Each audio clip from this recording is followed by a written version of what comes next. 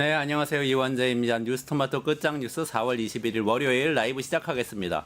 프란치스코 교황 카톨릭의 수장이시죠. 방금 돌아가셨다는 속보가 나왔습니다. 역사상 최초의 남아메리카 출신, 아르헨티나 출신 교황이셨고 예수회 출신이고, 그리고 상당히 많은 진보적 가치, 기후위기라든지 불평등이라든지 이런 문제에 대해서 목소리를 많이 높이던 분인데 삼가 고인의 명복을 빕니다. 네, 오늘 뉴스토마토 끝장 뉴스에서도 거짓의 시대를 끝내고 진실의 시대를 열어젖히기 위해서 세 분의 패널 모시고 이야기 나누겠습니다. 박진영 평론가님 나오셨습니다. 안녕하세요. 어서 오세요. 네. 김환 한겨레 기자님 나오셨어요. 네, 안녕하세요. 네, 그리고 언제나처럼 박영식 시사 에디터님 나오셨습니다. 네, 안녕하세요. 네, 프란치스코 박영식입니다. 세례명이 프란치스코라서 아이고, 굉장히 좀 충격적으로. 뭐 물론 사람의 어떤 이 이승을 떠난다라는 게 우리가 예상하지 못한 일들이기 때문에요. 근데 뭐 굉장히 뭐 전 지구적으로 존경받는 분인데 이렇게 선종하셨다고 하니까 아무튼 고인의 명복을 빌겠습니다. 저도 프란치스코. 아 진짜요? 프란치스코 하비에르라는 다른 분이지만 어쨌든 같은. 네.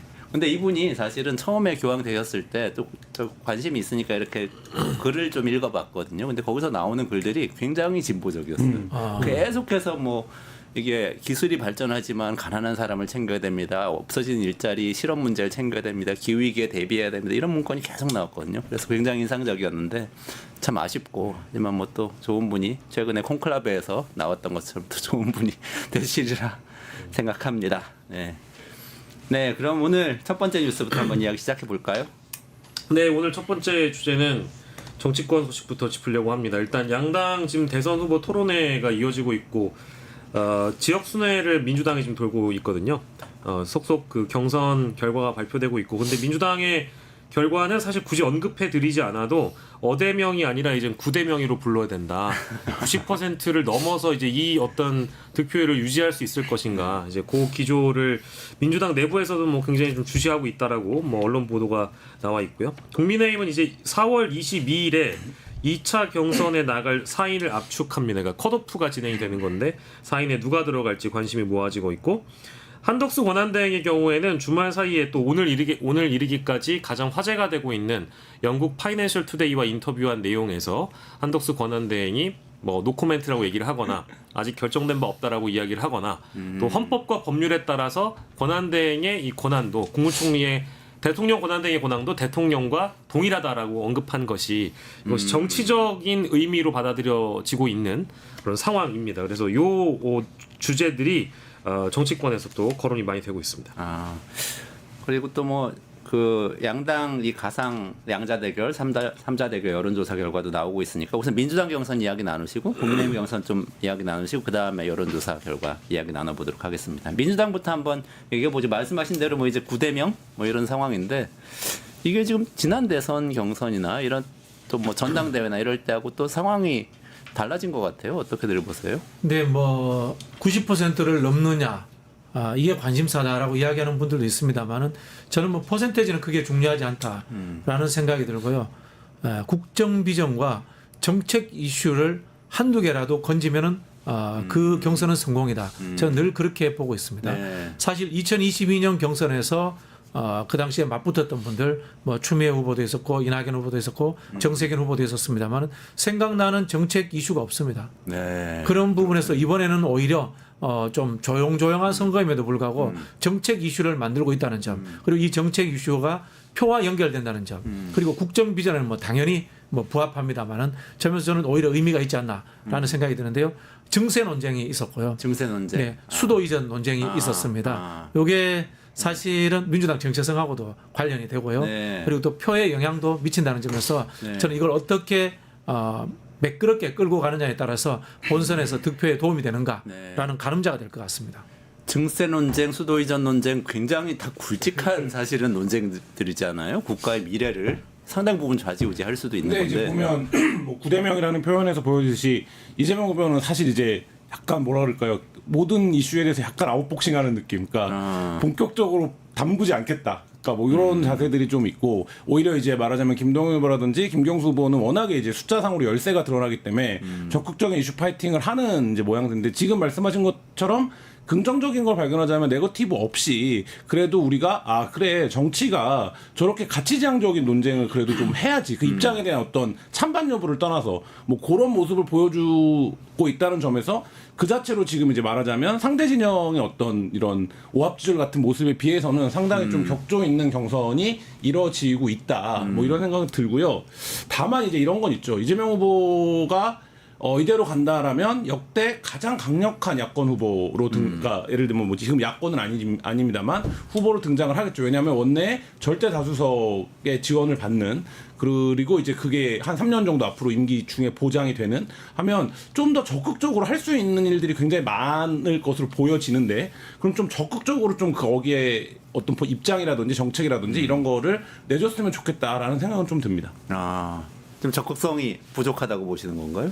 그러니까 어떤 면에서 그런지. 그러니까 이재명 후보가 지금 뭐 증세 부분에서도 마찬가지. 이재명 씨가 지난 이제 말하자면 대선 그 다음에 그 전에 대선에서 후보로 참석했을 때 공약이랑 비교해 보면 네네네. 이재명 대표도 뭐 그런 얘기를 공공연히 하고 있습니다만 뭐 좀 이제 중도를 향한 거라든지 실용적인 부분을 본인은 강조라고 하지만 그러니까 약간 우클릭한 것들이 많이 보이거든요. 그러니까 예를 들면 이재명 후보 굉장히 좀 강력하게 증세나 이런 부분들도 얘기했던 시절이 있었고 한데 이제 그런 부분들에서는 뭐 이게 뭐 여러 가지 의미로 해석이 가능하겠습니다. 이제 후보의 위상 차이가 달라진 부분도 있을 거고 실제로 지금 이제 말하자면 민주당 입장에서는 보다 더 중요한 게 구조가 달라졌다. 그러니까 이런 부분들에 대한 반영도 있을 텐데 사실 뭐 지금 말씀하신 증세나 수도 이전 관련해서도 좀 이제 그 김동연 후보나 김경수 후보가 보이는 선명성에 비해서는 좀 선명함은 다소 좀 부족한 이런 상황이긴 합니다. 그 논쟁을 좀 소개를 해주시죠 그러면. 네, 뭐 증세 부분은요. 지금 사회적 약자들의 경제 활성화를 위해서 증세를 해야 된다는 주장을 김동연 후보가 이제 먼저 진행을 했습니다. 근데 이제 이재명 후보 같은 경우에는 실제로 숨어 있는 세수를 찾으면 된다. 문재인 정부 때도 증세를 하지 않고 세수를 50조 가까이 찾아냈다라는 이야기를 했고요. 세금 문제는 가능하면 건드리지 않겠다. 왜냐하면은 또 경기가 안 좋은 상황이니까 뭐 이런 이야기를 했는데요. 저는 이 부분에 대해서 개인적으로는 뭐 선거에서 증세 이야기하는 건 바보다라는 전략적 판단을 가지고 있습니다만은 김동연 후보가 이 정책 논쟁을 하는 거는 좋습니다만은 좀 더 세게 이재명 후보를 공격해도 됩니다. 민주당은 원래 복지국가 지향하는 거 아니냐. 복지국가는 증세를 통해서만 가능하다라는 정도의 좀 센 공격을 해도 됩니다. 그런 부분에서 저는 오히려 김동연 후보가 너무 곱게 한다라는 뭐 그런 생각이 있고요. 두 번째 이제 수도 이전 문제인데 이 부분은 굉장히 전략적일 수밖에 없습니다. 저는 이 행정 수도를 세종으로 이전하자는 부분에 동의를 합니다. 제가 전공자이기도 하고요. 국가균형발전위원회 제가 일을 한 20년 가까이 했습니다만은 당연히 해야 될 일입니다만은 표의 문제에서는 주식하시면 알지만은 소문에 사서 뉴스에 판다라고 합니다. 이미 소문 다 끝났습니다. 행정수도 세종 문제는 이건 표에 그게 연결되지 않습니다. 그런 좀 아쉬움이 남는다는 측면이 있고요.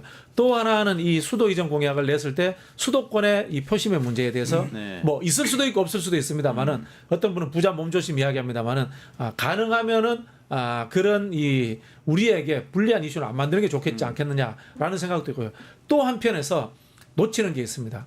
충청으로의 과도한 투자가 영호남 주민들은 불편해합니다. 충청도 수도권이 되었다라는 생각을 가지는 영호남 분들이 많기 때문에 저는 충청도 중요하지만은 영호남의 균형 발전 차원에서 뭔가 큰 발전 동력이 될 만한 선물을 주는 것이 우선적으로 필요하지 않나라는 말씀도 드리고 싶습니다. 그 수도 이전은 새 경선 후보가 입장 차이가 있는 건가요?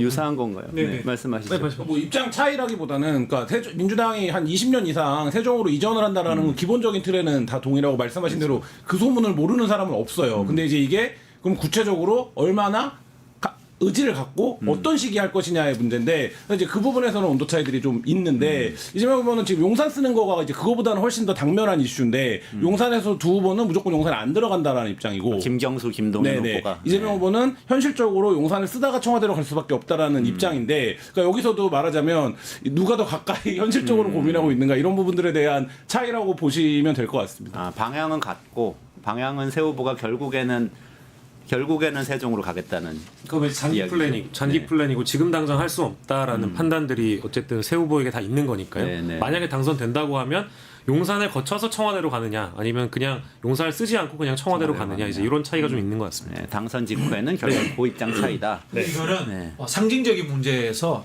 이재명 후보가 더 용산 가기 싫겠죠. 윤석열로부터 그렇게 탄압을 많이 받았는데 막 속된 표현하면은 아우 재수 없어서 가기 싫어 이럴 수 있는데 현실적인 문제죠. 청와대를 이제 보안 문제라든가 안보의 관점에서 정비를 하려면 시간이 걸릴 수밖에 없는 그렇죠. 현실이 존재하고 있기 때문에 용산 문제를 참 하기 싫지만은 어쩔 수 없는 현실이 아니냐라는 고려해서 한 이야기가 아닌가라는 좀 생각이 듭니다. 네. 그러니까 윤석열 전 대통령은 처음에 용산으로 갈 때는 청와대 하루도 안 있겠다고 하면서 첫날부터 옮긴 거긴 한데 그때는 인수위 기간도 있었고 당선 그렇죠. 이후에 막 무리를 해가지고 어쨌든 무리를 하긴 했지만 시간이 어느 정도는 있었고 그렇죠. 지금은 당선되자마자 바로 집무 시작해야 되잖아요. 그러면 그때는 옮길 수는 없겠네요. 그 순간에. 그래서 제가 좀 황당한 이야기를 드리는 게 한덕수 권한대행이 이상한 짓 하지 말고 여야 그 대표들 모아가지고 청와대 수리하는 문제 지금 시작하면 어떻게 했느냐. 제가 그런 이야기를 여러 방송에서 한 적이 있는데 뭐 현실화되지는 않고 있네요. 네. 그 문제가 현실적으로 고민이 되긴 할 것 같아요. 그러니까 언론들의 관심도 거기에 있는 거거든요. 그러니까 당장 이제 말을 선거 끝나면 다음날 시작해야 되는데 청와대를 갈 수 있는 거냐. 근데 저는 여기서 거기서 당신의 대답은 무엇입니까? 라고 묻기 전에 윤석열 정부의 행태를 비판하지 않을 수 없는 거죠. 그러니까 이 윤석열 정부가 이 청와대를 예를 들면 일제시대 창경궁 개방하는 방식으로 개방했던 거 아닙니까? 그 전에 거기서 직무 보던 사람 하루 먼저 쫓아내고 근데 그럴 필요가 과연 무엇이었냐. 그리고 그거로 해서 지금 청와대에서 있는 기능과 없는 기능이 뭔지조차 야당이 지금 파악을 할 수 없을 정도가 되었는데 그럼 이런 이제 말하자면 행정은 무엇이었냐 이것들이 기간 중에라도 짚어줘야 되고 말씀하신 대로 준비가 있어야 되는데 지금 뭐 이 권한대행 정부가 준비를 할 것 같지는 전혀 않습니다. 아 그러네요. 일단 그건 네. 그 재밌는 게 원래 이 세종시로 행정수도를 이전한다, 뭐 청와대, 뭐 국회나 청와대까지 다 이전한다라는 문제에 대해서 상당히 보수적으로 접근했던 게 바로 국민의힘인데 오늘 이제 있었던 그 비대위 회의에서 권영세 비대위원장이 여의도 국회 부지는 국민에게 온전히 다 돌려드리겠다. 조기 대선 앞두고 아무튼 충청권에 뭐 메시지를 던지는 건지 모르겠으나 국회를 세종으로 완전히 이전하는 방안에 대해서 다시 이제 꺼내 들어서 이 논이 어쨌든 뛰어들었다는 것이죠. 국민의힘 쪽에서도. 왜냐하면 국민의힘 대선 주자들 입장이 다 제각각이거든요. 네. 이 문제와 관련돼서는. 근데 어쨌든 지도부가 이것을 공식적으로 언급했다라는 점을 뭐 설명드립니다. 야, 참 목이 마르네요. 참 물도 안 주시고. 아니 농담입니다. 농담인데 이게 이제 그 사실은 죽은 이슈를 키우는 거 아니겠습니까? 이제 역대로 충청권 개발론이라든가 수도 이전에 반대해왔던 게 20년 동안 반대해왔던 게 국민의힘 계열 정당입니다. 그렇죠. 근데 이제 선거가 질 것 같으니까 판 한번 흔들어 보자 이런 식으로 또 이제 대책 없이 던지는 건데요. 지금 이미 국회 이전 특위가 만들어져 가지고 부지도 있고 다 준비되고 있습니다. 네. 국회 이전 관련 법률도 있습니다. 네. 지금 와서 이제 뒤늦게 선거 질 것 같으니까 억지 이슈를 만들려고 하는 격이 아닌가 뭐 이런 생각이 들고요. 그리고 뭐 이재명 후보도 이 세종시로의 이전에 대해서는 중장기적으로 찬성하는 겁니다. 다음 정부 내에 무조건 다 이전한다라는 기본 목표는 세워뒀습니다. 네, 네. 그러니까 지난 국회에서 이미 법률까지 통과시켜서 부지 그렇죠. 마련은 부지가 훨씬 더 크더군요, 여의도보다. 근데 세종을 만들 때 서울의 축소판으로 만들었습니다. 말발굴처럼 생겼습니다. 그게 이제 또 서울은 한강을 끼고 있는데 세종은 금강을 끼고 있습니다. 거의 축소판이 되어 있고요. 그 어느 정도인가면요. 도로 바닥에 자석까지 다 깔려 있습니다. 네네. 그리고 뭐 외교 그 공관 부지까지 다 준비되어 있습니다. 저희가 뭐 허투루 한 게 아닙니다. 노무현 정부 때 그 했던 사람들이. 네네. 가보면 세종에 이제 한 번이라도 가본 사람들이 여기가 얼마나 효율적인가를 알죠. 그러니까 네. 예를 들면 그런 행정 기능이 집약되어 있는 것이 어떤 효율이 있는가는 아는데 우리 뭐 그때 이제 수도 이전할 때도 그 부분이지만 우리 이제 관념 속의 서울에 비해서 이제 세종이 그렇다는 거지. 실제 지금 말씀하신 어떤 입지라든지 기능이라든지 이런 측면에서의 준비는 뭐 세종에 가본 사람은 다 느끼죠. 여기가 최적이 되어 있다라는 거. 어쨌든 민주당 경선에서는 뭐 중요한 이슈가 됐고 어떻게 보면 또 본선에서 한 번 더 나올 수도 있겠네요. 그럴 것 같아요. 예, 그렇게 좀 정리하고 증세 논쟁은 이게 다루려면 한도 끝도 없는데 오늘은 이 정도로 하고 다음번 내용을 한 번 더 자세히 다뤄보도록 하겠습니다. 이것도 본선 이슈가 될 것 같기도 하고 국민의힘으로 한번 넘어가 보시죠. 네. 국민의힘은 어떤 상황인가요? 국민의힘은 일단 그제와 어제 사이에 국민의힘 대선 경선 토론회가 있었습니다. A조는 약간 순한 맛, B조가 이제 매운 맛으로 분류돼서 많은 분들의 관심을 모은 것은 사실 B조였는데 B조. 막상 이제 B조가 뚜껑을 열어보니까 소문난 잔치에 먹을 것은 없었다. 근데 다만 드립만 난무했다 이제 이런 이런 비판들이 좀 뒤따르고 있습니다. 왜냐하면 이제 토론회 어떤 비조 멤버가 지금 뒤에 잠깐 사진 나옵니다만은 이철우, 나경원, 홍준표, 한동훈 이제 이 비조 멤버였거든요. 그래서 A조보다 B조가 훨씬 더 많은 관심을 받은 것도 많고 뭐 유튜브만 챙겨보더라도 훨씬 더 많은 조회수를 기록한 것도 사실인데 뭐랄까 이게 토론에서 내용과 재미 둘 다 잡으려고 했겠지만 네네네. 이건 뭐 재미도 없고 내용도 찾기가 어려웠다라는 평가가 정치권에서도 뭐 지금 정설이어서 지금 그 토론회 얘기가 가장 많이 나오고 있는 상황이고요. 저 자리에서는 사실 후보들 간의 경론, 격전 이런 건 많이 펼쳐지지 않았습니다. 거의 없었다고 보는 게 맞는데 네. 문제는 끝나고 나서 SNS로 지금 설전이 이어지고 있고요. 그 자리에서 못 다뤘던 싸움을 온라인에서 이어가고 있다. 이렇게 정리할 수 있겠습니다. 어떤 싸움들이 벌어지고 있나요? 그러니까 이제 가령 예를 들면 한동훈 대표가 홍준표 후보에게 12월 3일 비상계엄 당일에 만약에 홍 후보님께서 대표였다면 어떤 선택을 했겠느냐. 그러니까 자신은 비상계엄을 해제하는데 앞장섰다라고 주장을 하면서 이제 물어본 것이죠. 근데 나는 그때 대구시장에 있었기 때문에 가정을 전제로 한 질문에 대해서는 대답하지 않겠다라고 얘기를 하기도 했고, 뭐 교수님도 이렇게 아시겠습니다만 홍준표 후보는 한동훈 후보에게 뭐 가령 생머리냐. 그러니까 머리가 당신의 머리가 맞느냐. 머리냐? 예, 머리카락. 키높이 구두는 왜 신냐. 그리고 뭐 보정 속옷 같은 거 입는다는 얘기가 있는데 이제 이런 이제 질문이 나오니까 전혀 주제가 아닌 것이고 이것이 어디까지나 대선 후보의 토론에서 등장하지 않을 만한 인신공격성 발언이기 때문에 거기에 대해서 한 후보가 제대로 대처를 하지 못했다라기보다는 대처를 안 했거든요. 네. 그러고 나서 이제 토론회가 끝나고 나서 이제 SNS에서 자신들이 이제 쌓아놨던 분노를 다시 표출하고 있는 거죠. 토론회 보면 홍준표 후보는 한동훈 후보를 상대로 생각하지 않는 것 같아요. 그러니까 내가 상대할 급이 아니다. 그러니까 지금 얘기하신 것처럼 어떤 한동훈 후보가 진지하게 답변할 질문조차 하지 않았어요.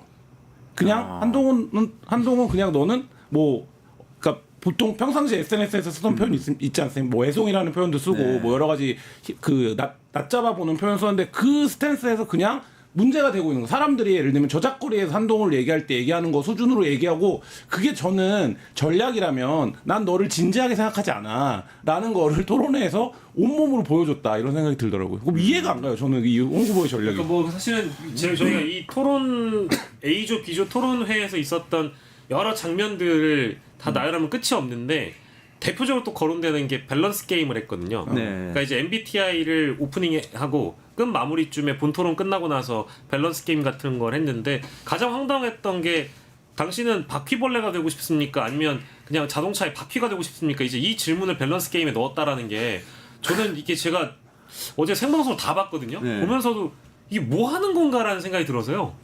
좀 한심하긴 했습니다. 그 질문의 의미는 뭐죠? 재밌으려고 한 건데 재미가 없다는 거죠. 재미도 없는 것 같은데 어떻게 보셨어요? 평가를 하자면 스스로 내란 정당이고 저질 정당임을 증명했다라고 이렇게 말하고 싶은데요. 이 이야기는 제가 많이 하는 이야기인데 정치는요 흥행이나 이벤트가 아닙니다. 정당성입니다. 될 만한 사람, 일 잘하는 사람, 훌륭한 사람이 당선돼야지 국가를 운영할 수 있는 건데 어느 순간부터 이 황색 저널리즘이 황색 정치를 만들어 가지고 도색 정치를 만들어 버려. 쉽게 말하면 나경원 후보가 드럼통에 들어가 있는 게 국정 운영하고 무슨 관련이 있습니까? 그렇죠. 전혀 관련. 그다음에 한동훈 후보에게 뭐 가발 썼느냐, 키높이 신었느냐 이게 무슨 의미가 있습니까? 정치를 정말 저질 수준의 이벤트 게임으로 만들어 버린 거예요. 이거 정말 우리 정치권에서 하지 말아야 될 것들이고 또 제가 말씀드리지만 우리 방송도 마찬가지예요. 싸구려 컨설턴트들 데려다가 토론회장에 안 데리고 오면 안 됩니다. 뭐 이미지 컨설팅이 어떻고 이런 이야기하는 사람들 있지 않습니까? 네. 정통으로 정책과 노선을 공부한 사람을 데려다가 이야기를 해야 되는데 그러다 보니까 정치가 저질화되고 국정에 하나도 도움이 안 되는 예능처럼 돼버린 거예요. 이거는 우리 국가를 소멸시킵니다. 윤석열이 그렇게 해서 된 거예요. 그런 모든 나쁜 점들을 이번에 국민의힘 토론에서 다 보여줬다는 생각이 들고요. 또 저 새 후보들 보십시오. 3명이 탄핵에 반대한 사람들입니다. 그렇죠. 헌법재판소가 탄핵에 인용을 했잖아요. 네. 그러면 헌재 판결을 부정하는 사람들이에요. 헌법 질서를 부정하는 사람들이 대선 후보로 나왔습니다. 내란 정당인 겁니다. 내란 정당이고 제가 봤을 때는 국정을 운영할 만한 자질이 없는 황색 정치, 도색 정치에 물들은 저질 정당이다. 이렇게밖에 평가할 수가 없는 것 같아요. 정확한 지적이신 게 이 어떤 지금 대선 구도가 불리하다는 것 자체를 피해갔어요. 형식적으로. 그래서 내란이나 이런 얘기를 많이 하지 않아요. 그러니까 이 구도가 불리하다. 이 구도에서 우리가 반성해야 됩니다. 성찰해야 됩니다. 이 얘기를 안 하려고 한 거죠. 그런 상태에서 각각의 후보가 자기 서사가 있는 게 아니라 윤심과 내가 어느 정도 거리를 유지할 거냐, 윤심과 나의 관계가 뭐냐, 이게 지금 당내 경선에서 제일 중요한 문제 아닙니까? 그러니까 한동훈 후보조차도 자기는 계엄에 반대했다고 얘기하지만 기회가 되면 윤석열에게 전화하겠다는 얘기를 SNS에 하고 있는 거 아닙니까? 그러니까 서사도 예를 들면 자기 서사를 못 얘기해요. 그러니까 윤석열과의 관계성 에서의 자기 위치가 있는 거고, 그러다 보니까 말씀하신 대로 이 토론회를 기획한 사람은 제일 중요한 두 가지를 얘기할 수가 없는 상황이 되니 이거를 지켜보는 사람들이 뭔 재미라도 있어야 될 거 아니야. 여기에 집착한 모양새가 된 것으로 보이거든요. 그러니까 이거 망한 기획이죠. 그 정확하게는 지금 국민의힘은 내란이라는 단어를 쓰지 않습니다. 뭐 잘 아시겠습니다만 그렇죠. 지도부나 수석 대변이나 이런 사람들이 방송에 실제 나와서 상대 진영에 있는 뭐 더불어민주당 의원이나 범야권 의원들이 이제 패널로 나왔을 때는 내란이라는 단어 자체를 쓰지 않는다라는 게 첫 번째고요. 그래서 등장한 것이 한동훈 후보가 내란 몰이에 앞장섰기 때문에 사퇴를 요구받는 일도 어제 사실 있었습니다. 나경원 후보가 한동훈 후보에 대해서 그럴 이제 대선에 나올 자격이 없는 분이라고 거론을 하면서 내란 몰이를 한 당사자라고 이제 분류를 해버렸거든요. 그러니까 저 홍준표, 나경원, 뭐 이제 이철우 이런 분들은 내란이라는 것 자체를 인정하지 않는 후보들이라고 일단은 할 수 있을 것 같고요. 그리고 이제 이게 이런 그 내용으로 우리가 들어가 보면 내용에서도 외교, 안보, 뭐 민생 이런 거 토론을 할 수 있는데 굉장히 드라이하게 2분간, 4분간 그 정책이나 이런 것들을 비전을 얘기할 수 있는 시간은 있었지만 그 시간의 끝에 늘 등장하는 건 이재명이었습니다. 그러니까 외교를 어떻게 해야 되겠다 얘기를 해놓고 뒤따르는 건 이재명, 민생을 어떻게 해야 되겠다를 뒤따르는 건 민주당이었기 때문에 이게 뭐랄까 비전 대회에서 보여줬던 모습이나 이번 토론 방송에서 보여줬던 게 거의 뭐 다른 게 하나도 없었던 토론이고 결국에 남아 있는 거는 뭐 바퀴와 바퀴벌레만 남았다. 이제 이런 생각이 들어서요.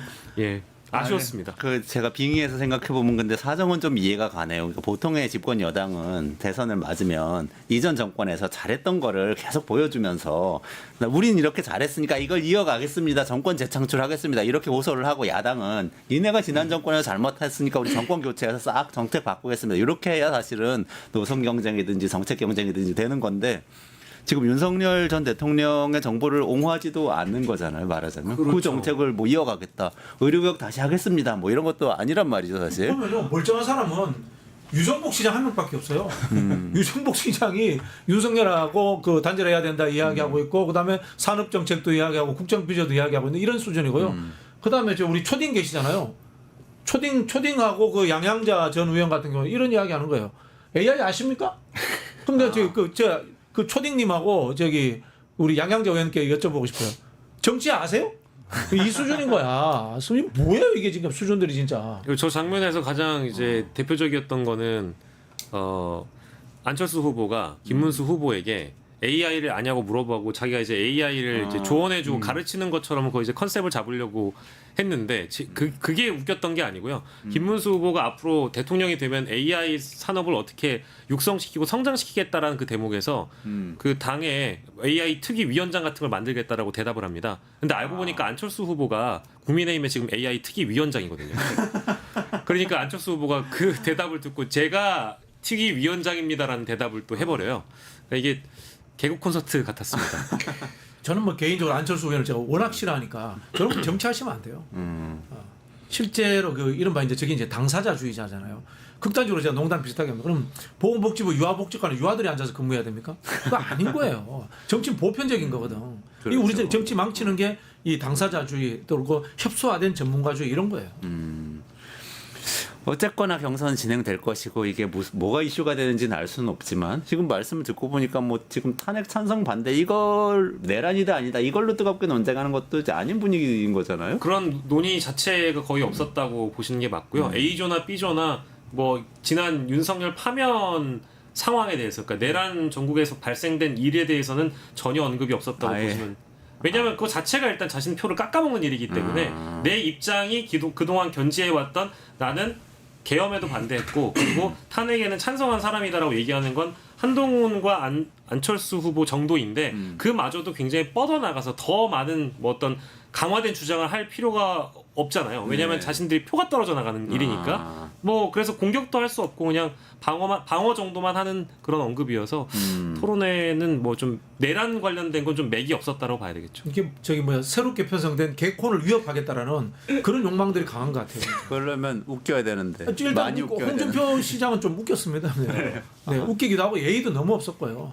저 정도면은 공공의 영역에서 일을 할 수 있을 뿐인가라는 의심까지 들었어요. 제가 기자 입장에서 보면 홍준표 후보가 기자회견에서 몇 차례 이제 말하자면 좀 통상적이지 않은 상황들을 연출하지 않습니까? 네. 근데 그걸 보면 뭐 여러 가지 평가 가능하겠지만 지금 말씀하신 거랑 같은 맥락인데 홍준표 후보의 감각이 지금 시대와 맞지 않다. 그러니까 그게 느껴져요. 그러니까 그게 뭐라고 딱히 이제 뭐 한 문장으로 설명할 수 있을지 모르겠지만 특히 대구, 그러니까 예를 들면 그 지형이 굉장히 기울어진 데서 활동했던 경험이 그걸 더 증폭시킨 것 같아요. 그러니까 서울에서 누가 기자회견 도중에 생중계되고 있는데 지금 돌아가는 카메라가 몇 대입니까? 기자회견 시작하면. 근데 그냥 나가버린다든지 아니면 기자를 하대한다든지 네. 이런 행동을 서슴없이 보이거든요. 근데 희한한 거는 우리가 이제 기자들도 그런 농담을 하는데 뭐 소위 말해서 홍준표 후보가 그렇게 해도 기스가 많이 안 나요. 그러니까 다른 후보가 그렇게 하면 엄청나게 질타를 받을 텐데 홍 후보가 워낙 흠결이 많았기 때문에 그렇게 해도 뭔가 상처가 잘 안 나고 그러니까 저거를 역이용하는 건가 이런 생각이 들 정도로 완전 서슴없고 거침없고 요새 톤앤 매너에 전혀 맞지 않는 행동들을 하는데 이게 단순히 톤앤 매너의 문제가 아니라 국정을 운영해보겠다고 나오신 분 아닙니까? 그럼 이 자체가 우리가 국정 운영에 맞지 않는 톤앤 매너를 가진 대통령이 있을 때 어떤 결과가 초래됐는지를 확인하고 이 선거가 그렇죠. 열리는 네. 거잖아요. 그러니까 저는 그런 점에서 매우 부적절해 보인다라는 생각이 듭니다. 사실 뭐 이게 뻔뻔함 전략이잖아요. 뻔뻔함 전략인 것 같고 또 한편으로 보면은 제가 뭐 보기에 홍준표, 유정복 정도 빼고는 대권 주자 감이 안 되는 사람들이에요. 뭐 아마 홍준표 시장 입장에서 감도 안 되는 것들이 나왔어. 이런 생각하니까 말 섞기 싫어. 아마 그런 느낌도 있는 것 같아요. 그러면 전략이 하나 있었던 거는 명태균이라는 단어가 저 네 후보 중에 가장 먼저 나온 사람이 누구냐면 누구예요? 홍준표 후보입니다. 본인이 말했어요. 본인이 직접 얘기했습니다. 본인이 어떻게 얘기를 꺼냈냐면 자신의 주도권 토론이 있을 때 네. 나경원 후보에게 명태균한테 많이 당하셨지요라는 물음으로 자신이 직접 명태균을 꺼내거든요. 그러니까 약간 김한 기자님이 설명해 주신 거랑 맥락이 좀 맞아 떨어지는 게 뭐 뻔뻔하고 어떤 질문이나 어떤 취재도 통하지 않기 때문에 나는 이 의혹에 대해서는 떳떳하다. 그리고 여기 나와 동일한 피해자가 있다. 나경원이란 피해자가 있다. 그래서 거기서 이제 대답을 이끌어내거든요. 명태균 때문에 두 번이나 당하신 거 명태균한테 당한 거 맞냐 물어보니까 나 후보가 기억을 더듬어 가면서 두 번이나 당했네요. 그러고 보니까 홍 시장님도 고생 많으셨잖아요.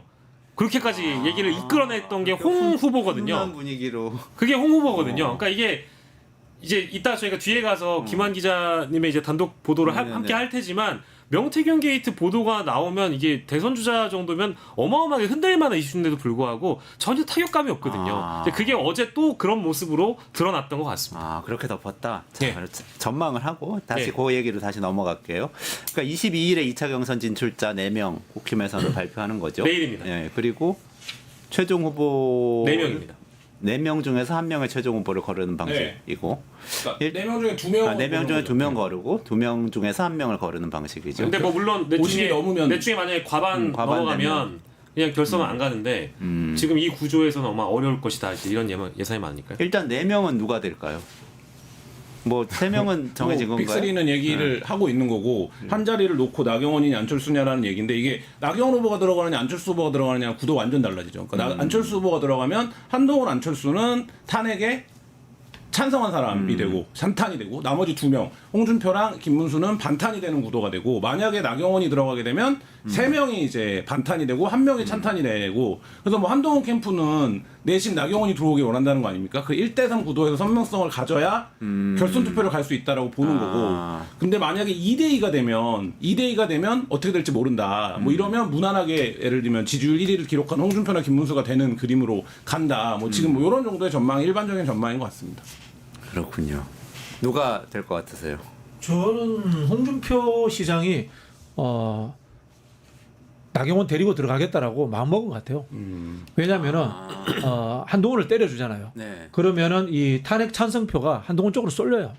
아. 그리고 사실은 한동훈이 지금 2등, 3등 나왔잖아요. 여론조사에서 1등 나오는 것도 있어요. 근데 그만큼 한동훈을 때려줌으로 인해 가지고 본인과 한동훈의 대립 구도가 이제 찬반 탄핵 찬반에서 만들어지게 했다. 뭐 이런 효과가 있는 것 같고 그럼으로써 안철수 떨어뜨리고 하는 그런 그 부수적 효과까지 노리고 있지 않나 그런 생각이 듭니다. 네.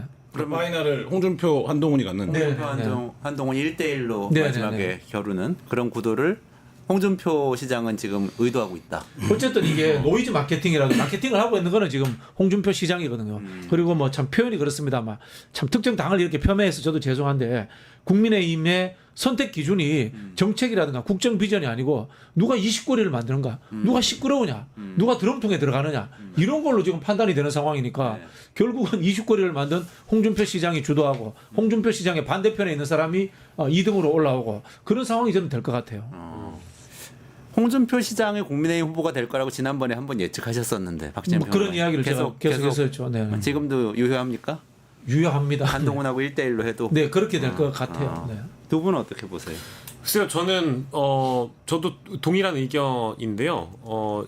제 생각보다는 아마 그 윤버지, 저는 이제 다른 방송에서 윤버러지 이렇게 얘기했는데 김계리 변호사가 윤버지라고 불렀던 그 윤버러지님, 그러니까 이제 윤 측의 생각은 무엇일까를 한번 저는 얘기를 해보고 싶은데 지금 어쨌든 한독수를 계속 푸시를 하고 있잖아요. 네. 그래서 친윤 의원들이 실제 푸시를 하고 있고 한독수도 생각이 있는 것 같고요. 근데 다만 시위를 지금 기다리고 있는 것 같은 상황이고 오늘 뭐 단독 보도를 보니까 심지어 한추협이 만들어진다라고 하더라고요. 한덕수 추대 협의회. 아, 다양한 이제 정치권 인사들이 모여서 실제 이것까지 만든다고 하니까 이게 좀 가시화되는 것 같습니다. 근데 이 얘기를 꺼낸 이유가 국민의힘에서는 일단 나경원 후보가 올라오면 윤 측에서는 김문수와 나경원이 김문수를 밀어주는 그림으로 단일화를 시켜주고 그래서 네. 김문수를 국민의힘 후보로 만들어야 네. 나가 있는 한덕수와 단일화를 할 수 있는 시너지가 나기 때문에 윤 측의 생각은 김문수에게 있는 것 같다. 네. 나경원과 김문수를 이어주는 생각을 한다면 나경원이 올라가야 되는 그림이 되는 것인데 네. 안 될 수도 있는 거거든요. 그러니까 이제 확실히 구도 자체가 다 재편되기 때문에 다른 결론이 날 수 있는 것이고 그래서 한덕수에 대한 건 변론으로 하더라도 이 국민의힘에서 누가 이제 최종적으로 후보가 되느냐에 따라서 단일화판의 성사 여부가 또 달라질 수 있다. 왜냐하면 홍준표 후보와 한동훈 후보는 절대 단일화를 할 사람들이 저는 아니라고 생각합니다. 할 이유가 없죠. 왜냐하면 여기서 실패하면 다음 당권도 먹어야 되기 때문에 굳이 한덕수 같은 사람과 단일화를 할 이유가 없다라는 것이죠. 그 우리 박영식 에디터가 이야기하는 저 윤건희의 짧은 수준의 정치 기획 때문에 김문수가 안 되는 겁니다. 김문수는 어차피 한덕수한테 잡아먹힐 사람 이렇게 되니까 김문수 지지율이 빠져서 한덕수한테 가버리는 거예요. 맞습니다, 맞습니다. 그럼 그 틈을 지금 홍준표가 치고 올라가는 거예요. 그러게요. 그리고 홍준표라는 사람의 정치력이 나중 되면 윤석열 가지고 놀걸요. 그런 차원에서 그 윤건희 수준의 정치 기획은 먹히지 않을 거라고 봐요. 저는 일반적으로 보면 박준현 평론가님 말씀대로 되는 게 정석적이라고 보는데 경선 룰이라든지 한동훈에 대한 그 당내의 핵심들의 비토가 또 이게 상상을 초월하거든요. 그렇기 때문에 저는 말씀하신 대로 윤석열의 기획 때문이 아니라 그 룰의 세팅, 그러니까 룰이 굉장히 중요하거든요. 이 경선 룰의 세팅으로 놓고 보면 결국에는 탄핵에 반대했던 후보 둘이 최종을 할 거다 이런 생각은 듭니다. 탄핵에 반대했던 그러면 홍준표, 김문수, 김문수 네. 두 명이 결승에 올라가요. 결선에 올라간다고요? 네. 그럴 수도 있겠네요. 네. 그러면 그 다음에 그럼 한덕수 대행과의 단일화가 근데 홍준표 시장은 또 안 할 거라고 저 보셨는데. 김문수도 안 한다고 봐요. 김문수 그거는 이게 윤건희가 정치를 모르고 그냥 하는 이야기인데 사람은 장기판의 말이 아닙니다. 가라는 대로 가는 게 아니고 욕망이 불러 일으켜지고 주위에 사람이 모여요. 그리고 거대 정당의 후보로 뽑히는 순간 지지율이 20% 가까이 갑니다. 한덕수가 압도적으로 이재명을 이길 수 있는 수준으로 나온다. 아니면 압도적인 1위가 된다. 그러면은 단일화를 하는데 한덕수가 지금 뭐 도찐 개찐 아닙니까? 그 정도 수준으로서는 한덕수한테 내 자리를 양보하지 않아요. 국민의힘 다수 영남 지역 중심으로 해서 홍준표 만약에 후보가 대선 후보가 되면 차기 당권도 홍준표 후보에게 넘어갈 가능성이 굉장히 크다고 보는 분들이 많아서 일각에 의하면 무서워한다라는 겁니다. 왜냐하면 정치적으로 보복할 가능성이 가장 높은 사람이 이제 홍준표 후보라는 거예요. 그래서 공천 안 주고 지방선거에서 불이익 주고 이제 이런 것들이 가장 현직 의원들 입장에서는 두렵잖아요. 이제 그러다 보니까 지금의 그 어떤 판이라는 게 한덕수가 외부에서 움직이는 거에 대한 추동력을 계속해서 이제 주변에서 불어넣는 이유가 만약에 홍준표 후보가 돼버리면 다음에 당권을 홍준표가 갖게 될 것이고 그러면 나는 이제 공천을 못 받을 가능성이 너무 높아진다. 지방선거에서 장사를 할 수 있는 가능성이 없다. 그러면 당을 옮기거나 아니면 실제 뭐 윤 어게인 신당이든 뭐든지 간에 나의 어떤 정치적 미래를 다시 계산해봐야 되는 시기가 올 것이다라고 계산하고 한덕수를 지금 추대하려는 움직임이 있는 것이죠. 이제 거기까지는 좀 봐야 될 것 같습니다. 그런 가운데 네. 이제 차기 대선 후보 적합도 조사 결과가 나왔는데 네. 이재명 대표가 50% 넘는 조사 결과가 나왔다고요? 리얼미터 조사가 이제 오늘자로 이제 나왔는데요. 이재명 대표가 이 조사 리얼미터 조사에서 50%를 넘은 조사가 나온 것이고 예, 지금 보시는 그대로입니다. 50.2%고요.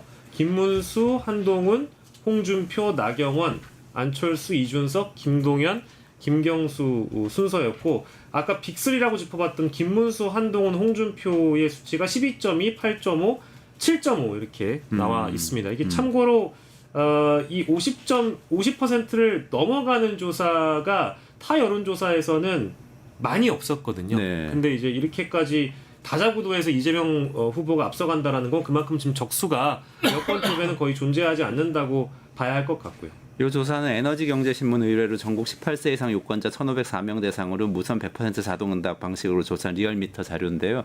기사는 최초로 이재명 후보가 50% 넘었다 이렇게 썼더구만요. 응답률 6.6%, 신뢰 수준 95%, 오차 플러스 마이너스 2.5%포인트니까 뭐 그냥 일반적인 조사라고 보면 되는데 어쨌든 50%와 2등의 12%는 차이가 너무 크기 때문에 이건 뭐 그러니까 조원 CNI 쪽 조사도 아마 유사한 결과값이 나왔던 걸로 이제 네. 기억을 해서 어쨌든 1등과 2등의 차이가 너무 많이 벌어지죠. 더 자세한 내용은 궁금하신 분들은 중앙선거 여론조사 심의위원회 홈페이지 보시면 되고요. 네, 말씀하세요. 여론조사가 지금 40% 후반대 오래 있었어요. 사실 몇 주 있었는데 50%의 의미 이런 거 아닙니까? 나싱이 됐다는 거잖아요. 그러니까 예를 들면 상대가 이길 가능성이 제로로 수렴된다라는 얘기이기 때문에 사실 그 의미인 거고, 그러니까 지금 일각에서는 이제 이 여론조사 기간 초기에 기대했을까 예를 들면 탄핵이 되자마자는 야 정권 교체를 지지하는 비율보다 그 다음에 이 탄핵을 찬성하는 비율보다 이재명 후보의 지지율이 덜 나오기 때문에 10에서 15 정도 일정하게 덜 나오기 때문에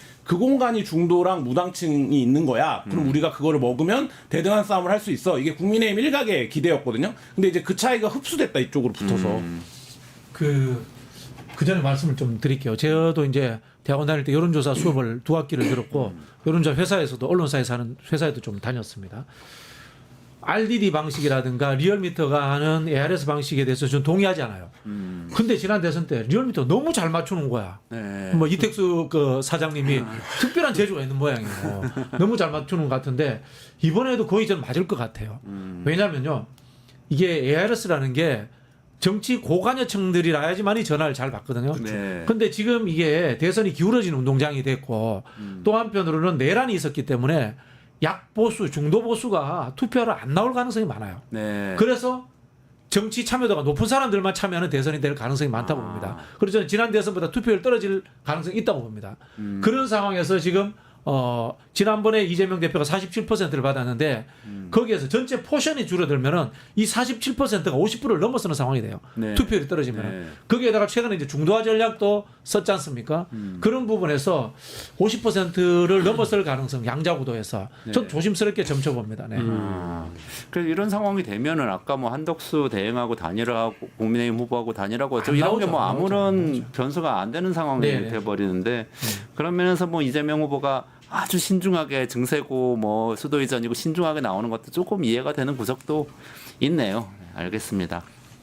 대선 얘기 계속 다음 주에도 계속 다룰 거니까 여기까지 하시고요. 두 번째 주제로 한번 넘어가 보겠습니다. 예, 오늘 두 번째 이슈는 홍준표 측에서 국민의힘 당원 명부를 빼돌려서 대구시장 경선 여론조사에 활용했다 하는 단독 보도가 나왔습니다. 이 단독 보도는 아주 훌륭한 언론사 한겨레 21의 김한 기자님께서 직접 다 아시는 내용이기 때문에 설명해 주시겠습니다. 더 훌륭한 기자님이시죠. 네. 단독. 이게 이제 홍 후보랑 명태균 씨의 관계는 사건 초기부터 명태균이 초기부터 나왔던 건데 홍 씨는 이제 홍 후보는 일관되게 부인해 왔고 명태균 후보 측에서 그래? 못 견딜 텐데 이런 태도가 있었어요. 근데 이제 증거가 본격적으로 나오기 시작한 건데 크게 이제 두 가지로 나뉩니다. 첫 번째는 2020년 선거입니다. 이건 대구 수성을 선거인데 이때 홍 후보가 컷오프를 나갑니다. 그래서 여러 지역을 알아봐요. 그러니까 이 지역을 알아보는 거 포함해서 대구 수성을 최종적으로 나갈 때 여론조사를 미래한국 연구소에 실시해서 의뢰해서 실시했다는 거고 이 무소속으로 나갔죠. 그렇죠. 무소속으로 나갔죠. 그 비용을 오세훈 후보랑 똑같습니다. 그러니까 홍 후보의 후원 회장격인 박재기 전 경남도시공사 사장이 5,600만 원 정도를 지불했다는 겁니다. 이 박재기 사장이 미래한국연구소에 준 돈은 이 돈뿐만 아니라 이 5,610만 원은 2020년 선거 여론조사 비용이고 또 후에 5천만 원씩 두 번 1억 원이 넘어갑니다. 이 1억 원은 2000년에서 2022년 사이에 넘어가는데 이건 뭐냐면 첫 번째 돈 5천만 원은 홍 후보가 여러 지역을 알아볼 때 미래한국연구소, 명태균 씨가 소유한 미래한국연구소가 지역 컨설팅을 해줬다. 유리한 지역을. 그러니까 그거에 대한 명목으로 5천만 원이 넘어가고 5천만 원은 또 그냥 넘어갑니다. 그러니까 이게 차용증을 써주고 그냥 빌려줘요. 근데 이 돈이 어디에 쓰였냐라고 하면 김영선 의원이 2022년도에 창원에서 선거를 할 때 창원 선거 자금으로 쓰입니다. 그러면 이 구조가 어떻게 되는 거냐? 명태균은 김영선 공천을 윤석열에게서 받아다가 돈은 홍준표 쪽에서 받아다가 이 선거를 치르는 셈이 되는 겁니다. 그러니까 명태균이 지지 기반이 어디였는가, 누구를 딛고 서 있었는가가 이제 보여지는 금액이고, 그다음에 오늘 이제 저희가 보도한 내용은 2024년 대구시장 선거 2000을 할 때 그때도 불법적으로 여론조사가 이루어졌는데 그 불법적인 여론조사는 뭐냐? 당원 명부가 유출됩니다.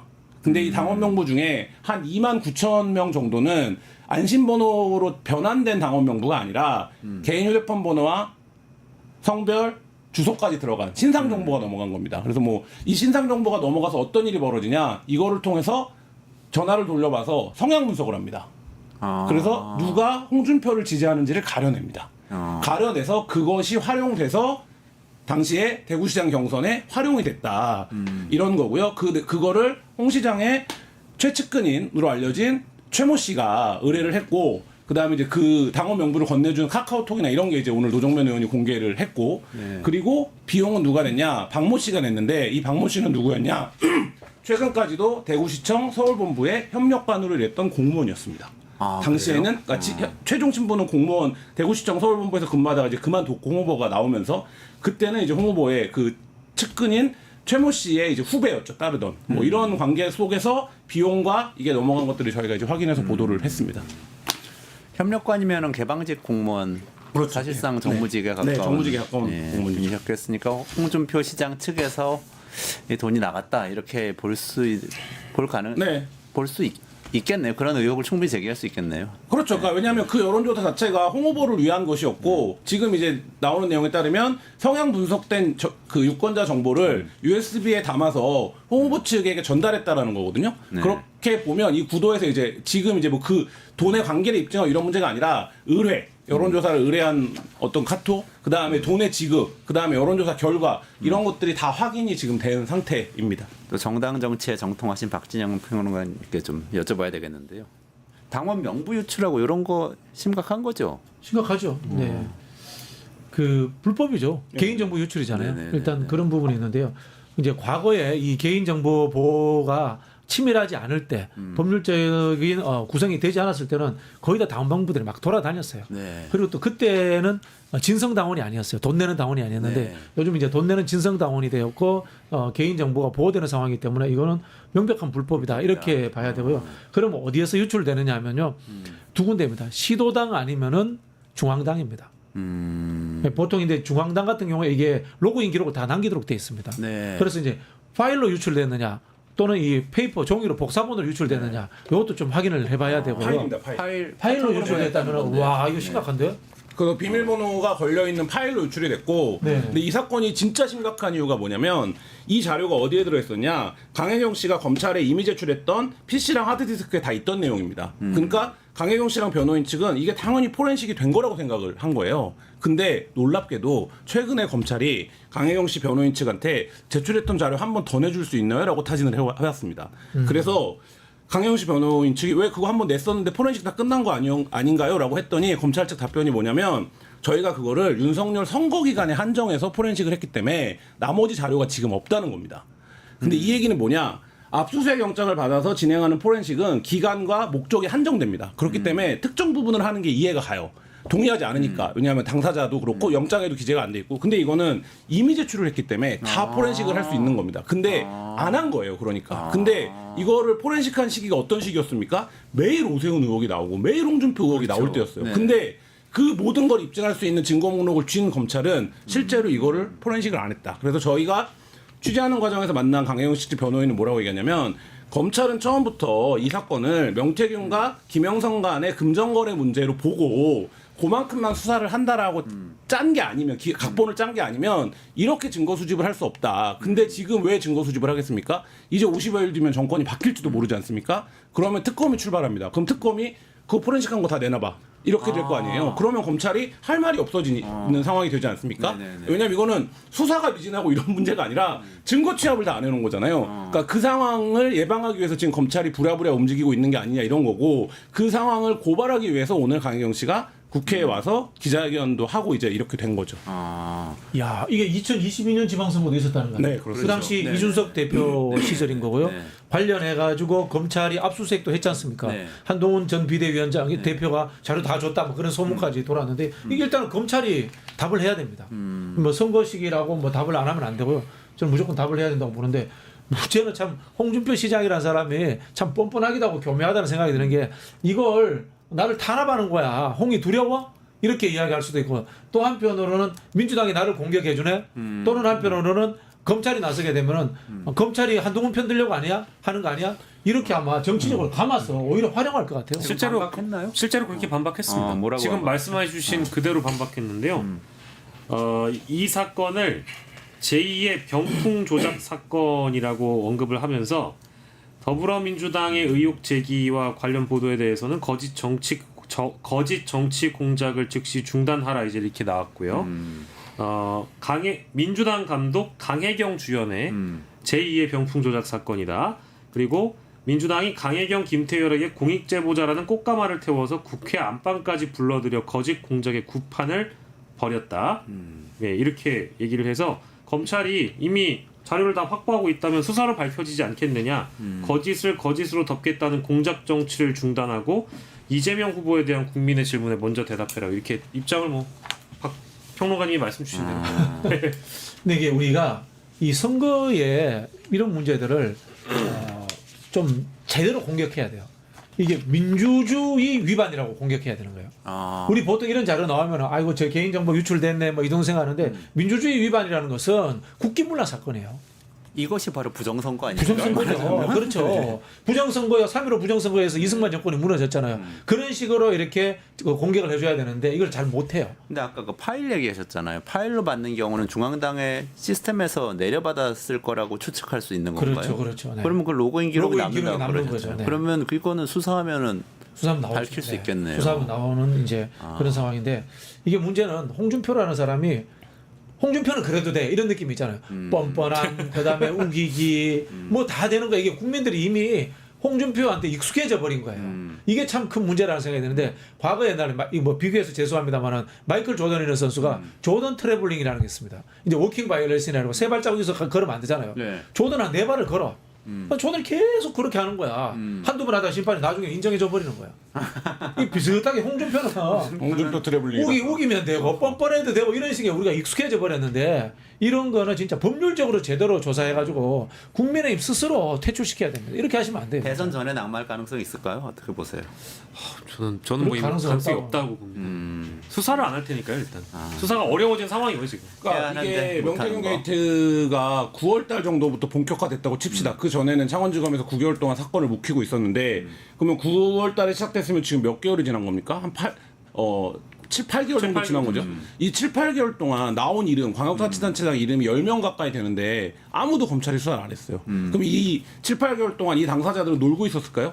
열심히 증거를 인멸하거나 핸드폰을 교체하거나 관련 내용들을 파기하거나 이러고 있었겠죠. 그러니까 저는 이 자체가 지금 검찰이 이들에게 시간을 벌어주는 것이고 이 시간을 벌어주는 것이 홍준표 후보가 지금 말하자면 뻔뻔하게 나올 수 있는 맥락, 검찰이 어차피 수사를 안 해왔잖아. 이거를 지금 믿고 있는 거고, 만약에 홍 후보가 대선 후보가 된다면 더 수사를 못 한다고 하겠죠. 정치적으로 부담이 발생하니까. 지금 그 상황을 노리고 있다, 이런 생각이 듭니다. 어쨌거나 정권이 바뀌고 다시 한번 짚어봐야 되는 그런 사건이 될 것 같네요.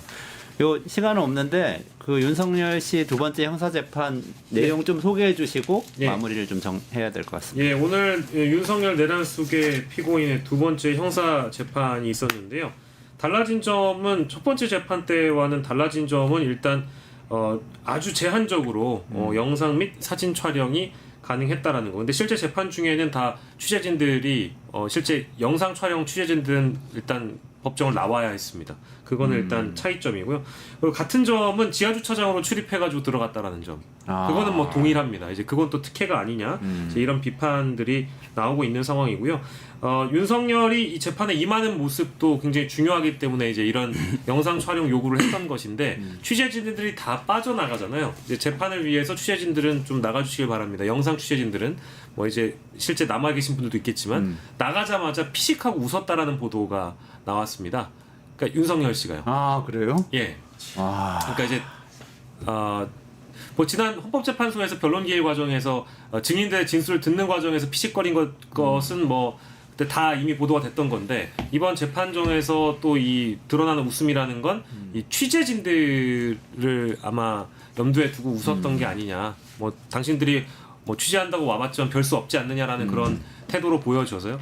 그리고 또 특이한 거는 오늘 또 특혜 중에 하나일 수 있겠습니다만 피고인이 맨 앞좌석에 앉는 게 아니고요. 변호인들이랑 같이 두 번째 자리에 앉아 있는 그런 특혜를 또 누렸다고 하거든요. 그래요? 뭐 오늘만 제가 만나본 변호사가 오늘 한 3분 만났는데 다 동일하게 이런 경우는 단 한 번도 없다고 합니다. 피고인은 무조건 맨 앞에 앉아야 된다. 피고인석에 앉아야죠. 네, 그렇죠. 변호인이 아니지 않습니까? 네. 이건 특혜가 너무 심한 거 아닌가요? 지기현 판사가 네. 얼마나 많은 역사의 오점을 남길지 정말 지켜보겠다 이런 생각이 들고요. 계속 말씀드리지만 지기현 판사가 친윤 판사로 찍혔으면 본인이 회피해야 됩니다. 재판을 이런 식으로 끌고 갈 거면. 그리고 검찰들도 지기현을 깊이 신청해야 됩니다. 그래야지 공정한 재판이 된다. 이 말씀 드리고 싶고요. 결국 그래서 특검이라든가 또는 정권이 바뀌고 난 이후에 특별법까지라도 만들어서 끝까지 단죄해야 된다. 그런 말씀 드리고 싶습니다. 불가피할 것 같은 생각이 드네요. 지금 그래서 민주당이 요구하고 있는 것뿐만 아니라 시민사회에서 요구하는 것이 일단 헌법재판소에서 열렸던 그 탄핵 심판은 다 생중계가 됐잖아요. 네네네. 근데 이 하급심의 경우에는 TV 생중계를 한 적이 단 한 번도 없다고 합니다. 근데 이게 좀 내란 사건이기 때문에 내란범에 대한 이 재판은 생중계를 하는 것이 좋지 않겠느냐라는 어떤 요구가 하나가 있는 것이고요. 두 번째는 아까 이제 평론가님이 말씀해주신 지기현 판사에 대한 기피 신청을 검찰 스스로 해야 된다. 윤석열과 한 몸이 아니라면 검찰이 기피 신청을 해라. 이제 이 요구고요. 이제 또 세 번째는 지금 이 지기현 판사에 대한 중립적이고 공정한 재판이 이루어지지 않고 있다라는 문제를 삼으면서 어쨌든 법관 징계를 할 수 있는 거 아니겠느냐. 그것도 한번 대법원이 검토를 해달라라는 게 민주당의 공식 요구입니다. 뭐 사법부가 징계하는 것까지 또 곤란하다고 하더라도 기피 신청은 할 수 있을 것 같은데요. 당연히 검찰에서 해야 되는 일인 것 해야죠, 같은데. 이거. 할 수 있고 안 하는 게 메시지죠. 할 수 있는 일을 안 하는 거는 할 수 메시지인 있는 거죠. 걸 안 네. 하는 네. 우리는 안 하는 것이다. 네. 안 하는 걸 하고 있는 거네. 네. 알겠습니다. 여기까지 진행해야 될 것 같습니다. 박진영 평론가님, 김한 기자님, 그리고 박영식 에디터님 감사합니다. 네, 고맙습니다. 고맙습니다.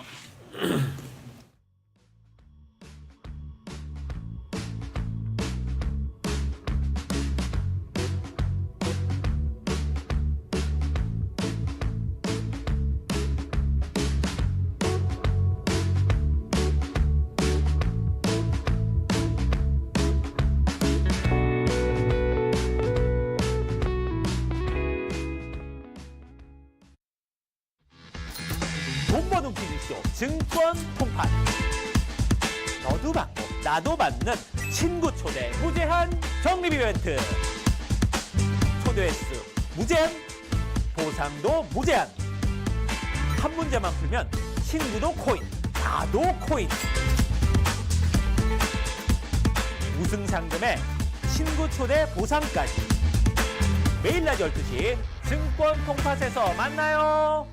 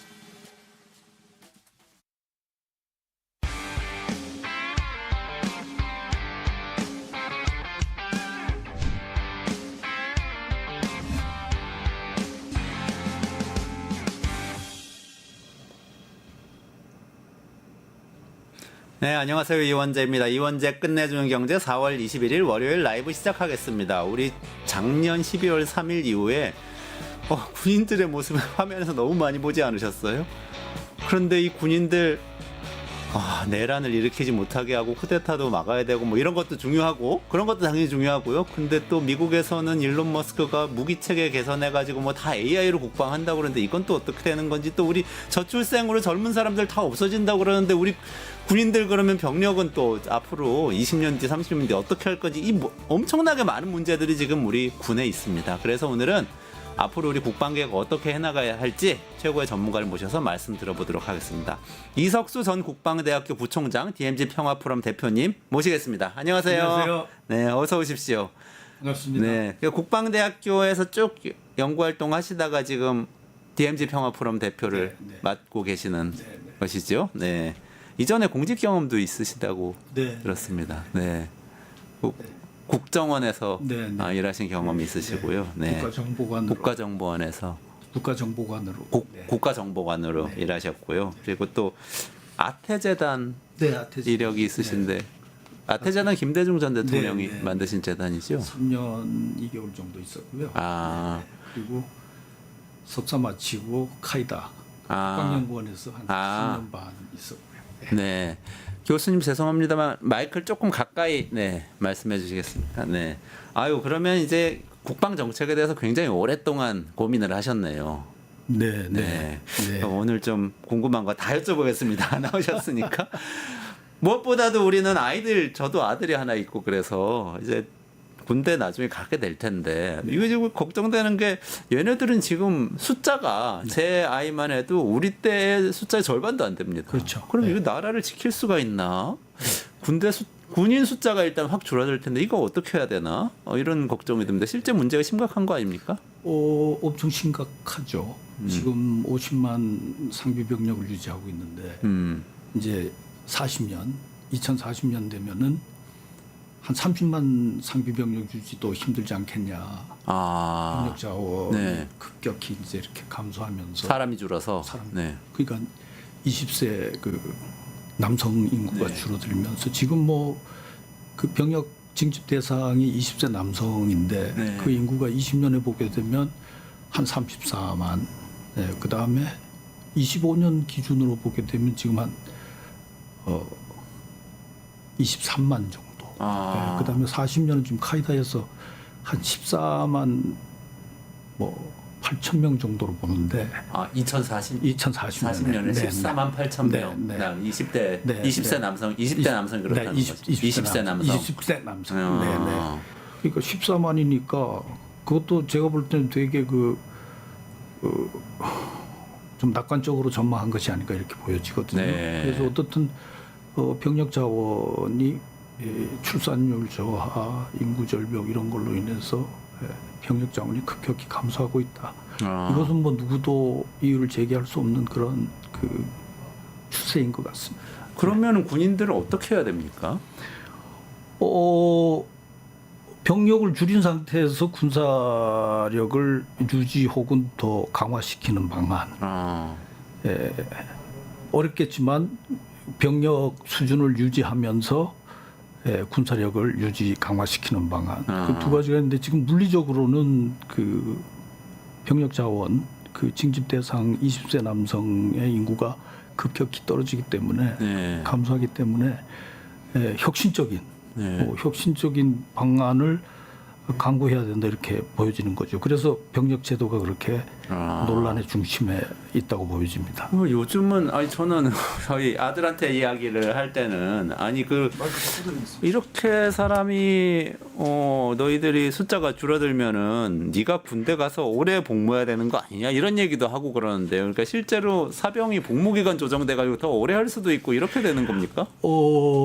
그런 것들을 피해야죠. 그런 것들을 피하기 위해서 우리가 지혜를 짜내야 되는데 병력제도가 지금 현재로 그대로 간다고 하면 유지된다고 하면 지금 사회자께서 염려하시는 그런 병력 자원이 부족하니까 그 복무 기간을 늘려서 병력 수준을 유지하는 그런 것도 하나의 뭐 어떻게 보면 되게 강제적인 네. 예, 그 대상자들이 뭐 흡족히 수용하기 어려운 그런 상황인데 이제 그것을 피하기 위해서 우리가 여러 가지 병력 제도를 지금 뭐 한 10년 이상, 10년 이상 한 20년 된 것 같아요. 병력 제도에 대한 논의가 어떻게 하면 이런 그 인구 병력 징집 대상 인구 감소 추세를 우리가 어떻게 지혜롭게 전투력을 보존하면서 네. 안보에 문제가 없이 네. 극복할 수 있겠냐 그런 고민들을 지금 계속 해오고 있습니다. 아. 그 뾰족한 수는 없는 거죠. 왜냐하면 아.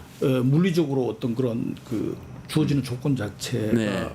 극복하기 쉽지 않기 때문에 네. 여러 가지 방안들을 지금 마련해야 되는 그런 시점입니다. 아, 지금 뭐 어쨌든 조기 대선이 돼가지고 43일 뒤면은 새로운 정부가 출범하는데 새 정부에서 뭐 어떻게 해야 된다는 논의가 지금 여러 가지 뭐 논쟁은 후보들은 내고 뭐 그러는 것 같아요. 근데 이게 대책이 되나 싶기도 한데 모병제 얘기를 또 한쪽에서는 하고 있어요. 선택적 모병제도 이야기를 하고요. 이런 것들은 이게 관련이 있습니까? 관련이 있죠. 지금 뭐 병력 제도를 크게 보면 두 가지로 나눌 수 있는데 첫째는 징집제. 그 징집제라는 것은 의무병 제도죠. 네. 의사와 상관없이 국가의 국방의 의무에 응해야 되는 그런 징집병 제도. 지금 우리가 징집병 네. 제도를 운영하고 있고 두 번째는 이제 그 모병제. 네. 그 병사들을 모은다는 거죠. 네. 그러면 그 병사들이 자기의 의지로 지원을 해서 군복무를 하게 되는 미국과 같은 대표적인 경우가 그런 경우라고 볼 수 있습니다. 근데 이게 지금 그 우리가 서두의 그 인구 감소에 대해서 이미 이제 얘기를 한 입장에서 보면 이 모병제라는 것도 뭐 돈이 많이 든다는 그런 또 문제도 있지만 말 그대로 모병이라는 것은 병사를 모아야 되지 않습니까? 그렇죠. 네. 근데 원하는 사람이 사람이 오는 거죠. 없으니까 네. 이 참 그 묘안을 짜내기가 쉽지 않다. 제가 그 요즘 그 미국도 그 병력 충원하기가 무지하게 그 쉽지 않은 상황, 굉장히 어려운 상황입니다. 그래서 미국 가서 우리가 그 몰, 큰 그 마트들이 네. 있는 몰에 가서 보면은 그 육군이나 이런 데서 그 징집 그 인원들이 나와서 그 사람들 붙잡고 네. 이렇게 봐서 좀 대상이 될 것 같아 싶으면은 잡아서 권유를 하고 이제 네. 막 이렇게 뭐라 그럴까요? 뭐 혜택 같은 걸 보여주고 이제 그렇게 설득하는 그런 장면들을 봤는데 그 미국도 지금 그 병력 충원 문제가 무지하게 심각한 상황이고 우리도 이제 병력 충원이 쉽지 않기 때문에 모병제 주장하는 경작자들도 많이 있죠. 네. 그다음에 징병제는 지금 워낙에 지탱하기가 쉽지 않으니까 네. 이제 지금 나오는 대안은 모병제 아니면 징병제 플러스 모병제 하이브리드로 징병제를 하면서 모병제를 좀 이렇게 도입해서 점진적으로 가는 이제 그런 그 방법들이 얘기되고 있는 것 같아요. 네. 예. 그 하이브리드로 한다는 건 어떻게 하는 겁니까? 징집병과 네. 그 모병제 그 지원병이 네. 같이 근무하는 거죠. 아. 그러니까 징병제 의무병을 그 지원병으로 100% 바꾸는 것이 아니라 네, 네. 그게 이제 예산이든 뭐든 여러 가지 그 여건에서 쉽지 않으니까 함께 간다는 거죠. 처음에는 병렬적으로. 네. 그렇게 해서 일부는 지원병으로 하고 일부는 의무병으로 해서 이제 그런 혼합형으로 일단 간다는 거죠. 아. 그러니까 이게 징병제에서 모병제로 가는 것이 쉽지 않을 뿐더러 그게 현실적인 대안이 될 수 없기 때문에 이런 단계적인 징병제에서 징병제 플러스 모병제 그다음에 그것이 잘 실험이 성공적으로 되면은 그다음에는 전체 모병제로 할 수도 있는 그래서 막 그런 그 경로를 갈 수 있지 않을까 그렇게 보는 거죠. 아, 그게 이재명 후보가 얘기했던 선택적 모병제라는 거하고 좀 유사한 예, 개념입니까? 그렇죠. 아. 예, 이제 근데 그 세부 내용에 있어서 지금 18개월인데 18개월을 두고 그다음에 또 18개월 복무를 그대로 두고 지원병들을 거기에다 추가할 것인가 아니면 지금 18개월 이제 뭐 여러 가지 안이 있지만은 세부적으로는 18개월을 15개월로 줄이면서 모병제를 그 혼합할 섞을 수 있지 않을까 뭐 이런 여러 가지 방법을 생각해낼 수 있겠죠. 그런 부분들은 논의가 되고 있고 그게 듣고 보니까 하여튼 모병제로 전환한다고 해도 그게 어쨌든 중간 다리가 현실적으로는 되어야만 되겠네요. 그렇죠. 한꺼번에 다 바꿀 수는 없으니까요. 저 징병제에서 모병제로 가는 거는 쉽지 않습니다. 그리고 제가 서두에 말씀드렸지만 모병이라는 것은 모을 수 있는 네. 사람이 있어요. 사람이 있어야 되는데 같은 사람을 놓고 지금 의무병으로 하냐, 저 지원병으로 하냐 이런 그 상황이라면 좀 더 면밀한 그런 뭐 여러 가지 고려가 필요하다 이렇게 보여집니다. 예. 그렇군요. 군 복지에 관련해서 조금 여쭤볼게요. 그러니까 지금 이 모병제로 넘어간다는 것도 어떻게 보면 이제 징병제에 대해서 젊은 남성들이 사실은 한참 일할 나이인데 가서 돈도 못 받고 또 원하지 않은 일을 억지로 해야 된다는 것 때문에 사실은 논란이 되기 시작했던 거 아닙니까? 우리나라 경제 수준이 아주 낮을 때는 논란이 안 됐지만 이제는 뭐 훨씬 더 좋은 기회를 찾아서 다 취업을 할 수도 있는 나이에 강제로 가서 일하다 보니 이렇게 된 건데 또 근데 최근에는 말씀을 들어보니까 그 사병들도 병장 같은 경우에는 한 달에 한 200만 원 정도까지 수입을 올릴 수 있는 걸로 또 얘기가 나오더라고요. 그럼 이 정도면은 또 모병제 비슷하게 이렇게 처우는 좋아진 거 아닌가 이런 생각 들고요. 저도 지금 오늘 저기 이렇게 프로그램에 나오면서 똑같은 지금 그 진행자와 똑같은 그 생각을 한 게 지금 2025년 병장 월급을 205만 원으로 보거든요. 네. 왜냐하면 150만 원 봉급에 미래준비기금이라고 해가지고 55만 원을 보태서 그 205만 원이 되는데 사실 205만 원의 수준은 본봉으로만 보게 되면 중사 하사관이나 뭐 소위 중위하고 거의 맞먹는 정도의 임금 수준이어서 그 엉키는 부분에 대해서 여러 우려가 있는 거죠. 예. 근데 그 병사들의 어떤 그 혜택이라는 것은 그 헌신과 그 뭐라 그럴까요? 노력에 대한 그 뭐 정당한 대우다 이렇게 볼 수도 있지만 지금 이 군이라는 것이 계급 사회고 계급이라는 것은 봉급으로 규정될 수도 있는 건데 어떻게 보면 그런 질서의 혼돈 이런 것에 대해서 좀 우려하는 분들이 있어요. 예. 그러면 그 하사관이나 초급 장교들 보수가 또 조정돼야 되는 건지 뭐 이런 고민이 있겠는데 이게 지금 이제 병력 문제 지금 첫 번째 질문에서의 병력 제도 문제라든가 지금 군 복지 급여 문제라든가 이게 다 연결돼 있는 거잖아요.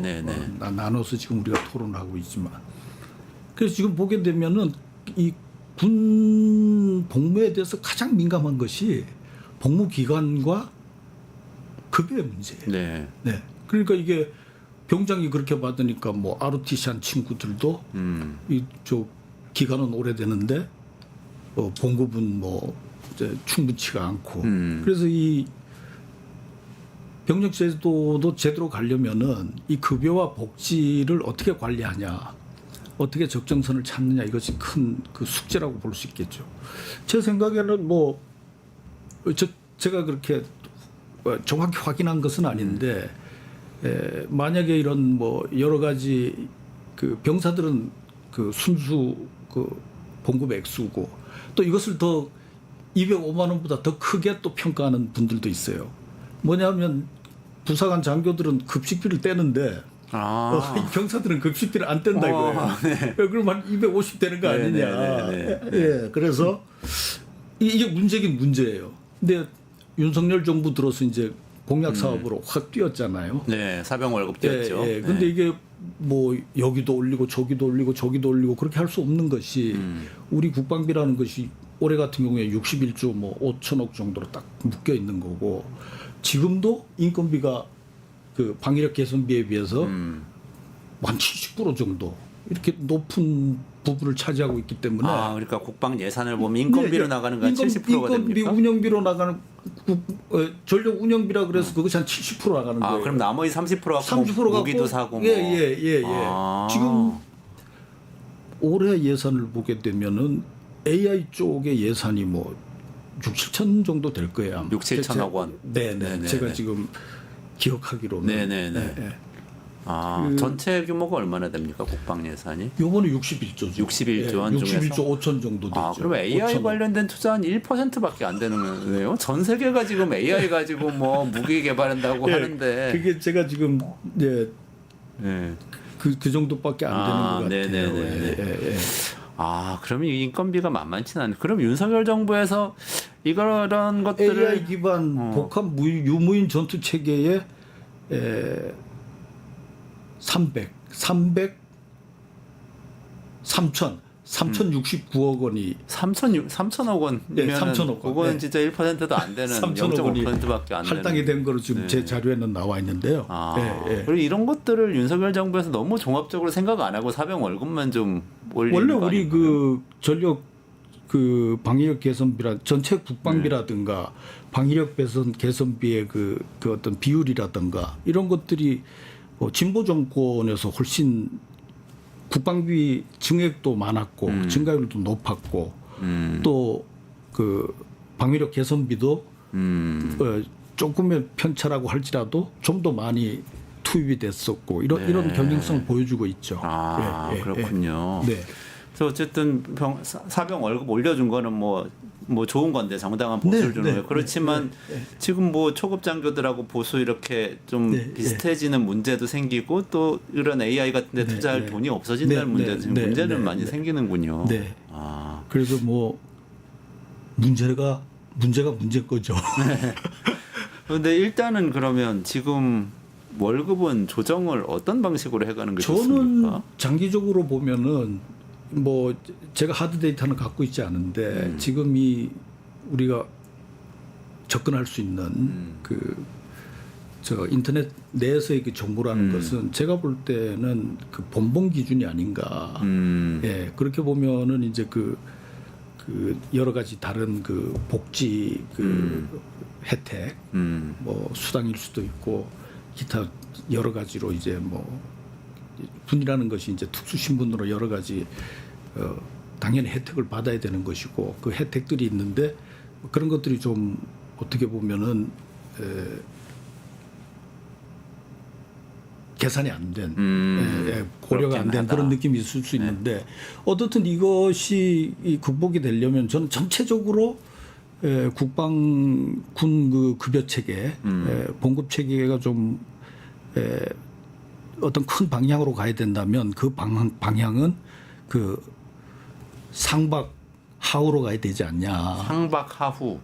그렇죠. 하후 상박. 하우 상박. 그럼 위는 좀 증가 속도를 줄이고. 박하게. 예. 만약에 지금 뭐 3%다 그러면 2%, 1% 이렇게 좀 줄여주고. 네네. 그 다음에 밑에 밑에 장교나 부사관들은 증가율을 조금씩 높여주고. 예, 그렇게 그런 방향성을 가지고 조정해 나간다면 뭐 그게 수치의 문제도 있지만 노력한다는 의미에서 당사자들이 좀 수용 가능한 거 아닌가 이런 생각을 그러니까 개인적인 의견입니다. 위는 장군들이나 이런 대령, 대령이나 중령서부터는 좀 이게 여러 가지로 이제 좀 좋으니까. 실제로 위쪽은 처우가 좋습니까? 지금도 다른 뭐 민간의 대기업이나 이런 데들하고 비교하면 어떻습니까?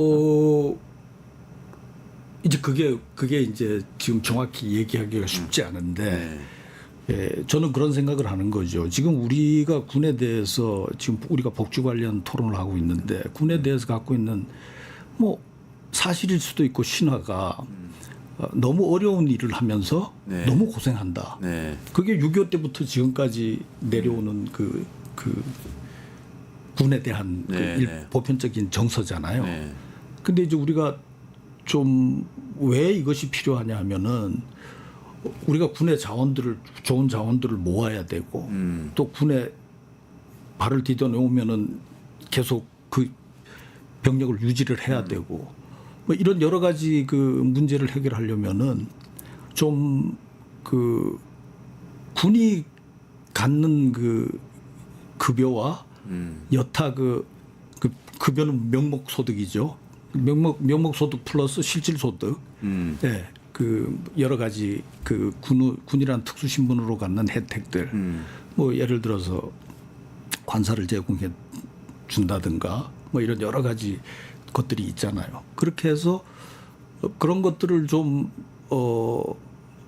투명하게 어떤 군의 대우라는 것을 공개했을 때 부족하면은 부족한 대로 그것을 보충을 해야 되는 것이고 그 많이 받으면 많이 받는 대로 그것이 이제 군이라는 것은 특수 임무에 종사하는 뭐 그런 특별한 그 잡이니까 그거는 그대로 또 의미가 있는 것이고 그래서 그런 것들이 지금 계속 그런 질문을 갖고 계신데 바깥의 봉급 체계하고 비교하면 네네네. 어떠냐. 네네네. 그게 대령이라는 게 한 45세 정도 되면 되는 것이고 네.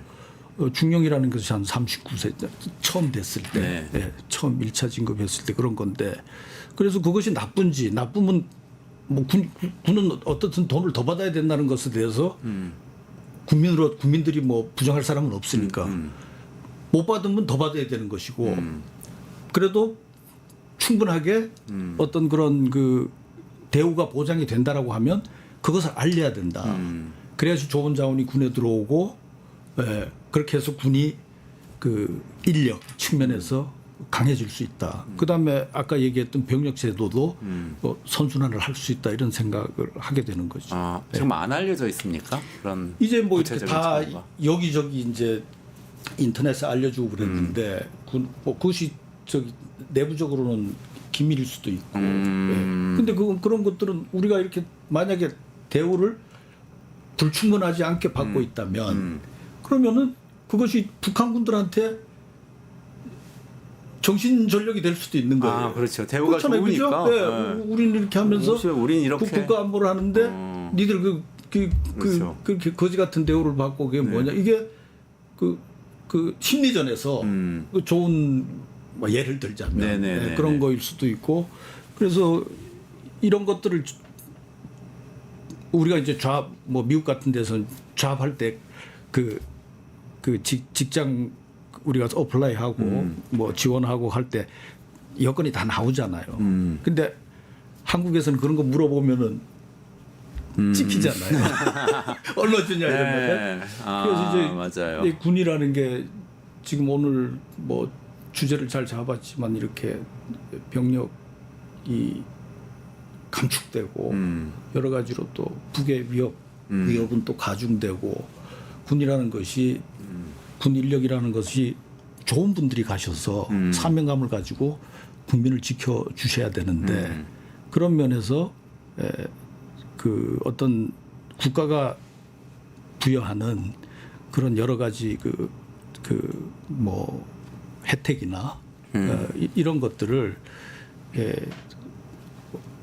지금 다 안 알려졌다는 얘기가 아니라 만약에 안 알려진 것이 있다면 그런 정보들을 공유를 해서 근데 그것이 이제 뭐 돈을 올리고 안 올리고 문제도 있지만은 그게 외부하고 비교를 해서 만약에 높다면 임금 수준이 같은 동년배에 높다면은 그 프라이드 될 수 그렇죠. 있잖아요. 많이 알려서 프라이드 될수 많이 있고. 군에 와라. 이렇게 얘기할 수 그렇게 될 수 있겠네요. 있는 거죠. 네. 그리고 이제 뭐 그게 이제 여러 가지로 액면적으로 같은 나이에 민간하고 비교를 해서 높을지 낮을지 모르지만 높다 그런다 하더라도 이제 뭐 전역이 빠르고 뭐 그렇죠. 이런 것들 군인 연금 제도도 있고요.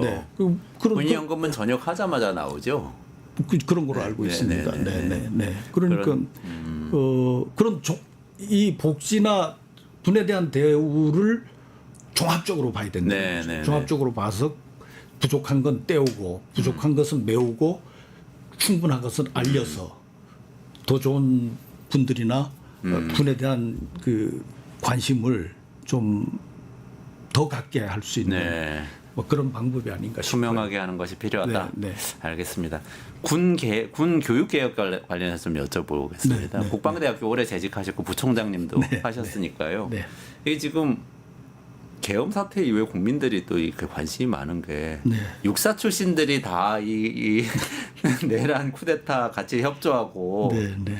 사관학교 출신 아닌 사람들에게 또 사실 막았다 네, 이런 네, 얘기가 많지 않습니까?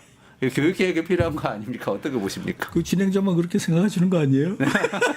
뭐 그럴 수도 있습니다. 그럴 수도 있습니다만. 이 박사님 말씀이 되게 그 중요합니다. 그 어려운 거죠. 제가 오늘도 여기 오기 위해서 국방부에서 저 고시하시고 그 공무원 국방부 공무원으로 저 은퇴하신 분과 얘기를 나눴는데 무엇보다 중요한 것이 그 두 가지다. 문민 통제와 전력 증강이다.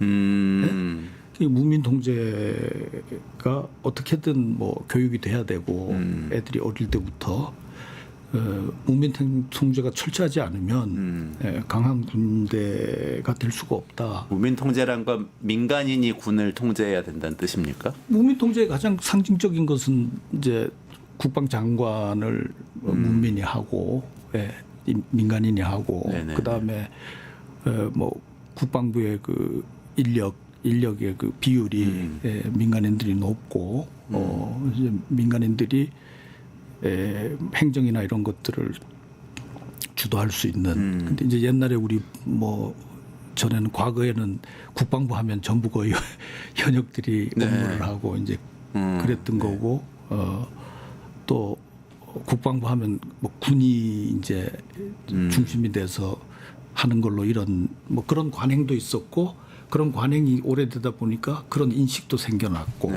그런 건데 그런 면에서 문민 통제라는 원칙을 다들 갖고 있으면은 정치 개입을 안 하고 본연의 그 임무들을 수행하지 않겠냐 이제 그런 얘기를 하시더라고요. 그래서 요번 그런 불행한 일이죠.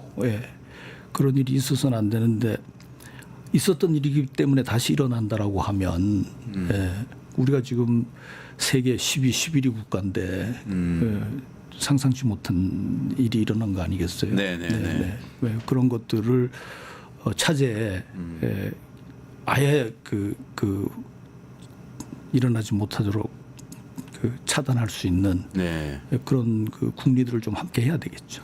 어떻게 해야 됩니까? 뭐 이게 어떤 물리적인 것보다는 정신전력의 차원인데 그래서 이제 뭐 과격한 사람들 이게 이제 스펙트럼이 있지 않습니까? 과격하게 바꿔야 된다는 분들, 좀 더 조정하면서 바뀌어야 된다는 분들, 이 안보 영역이 있기 때문에 건들면 안 된다는 분들이 이게 스펙트럼이 다양한데 요즘 뭐 제가 볼 때 좀 그 일리가 있다고 보여지는 것은 그 스펙트럼의 중간에서 그 이제 3사관학교, 3군 육해공군 사관학교를 해체를 하고 국군사관학교로 해서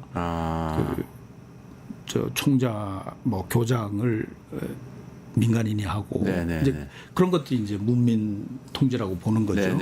그렇게 하고 이제는 뭐 그 외양도 중요하지만 무엇을 가르칠 거냐는 내용이 중요하니까 그런 면에서 커리큘럼도 좀 바꾸고 교과 과정도 바꾸고 그렇게 하고 가르치는 사람들을 지금은 현역 분들이 하지만은 그 민간인 교수들이 교양 과목이나 이런 것들을 맡아서 전공 과목이나 이런 것들을 해서 민간 주도의 교수진 그런 아이디어가 지금 뭐 일리가 있는 것 같아요.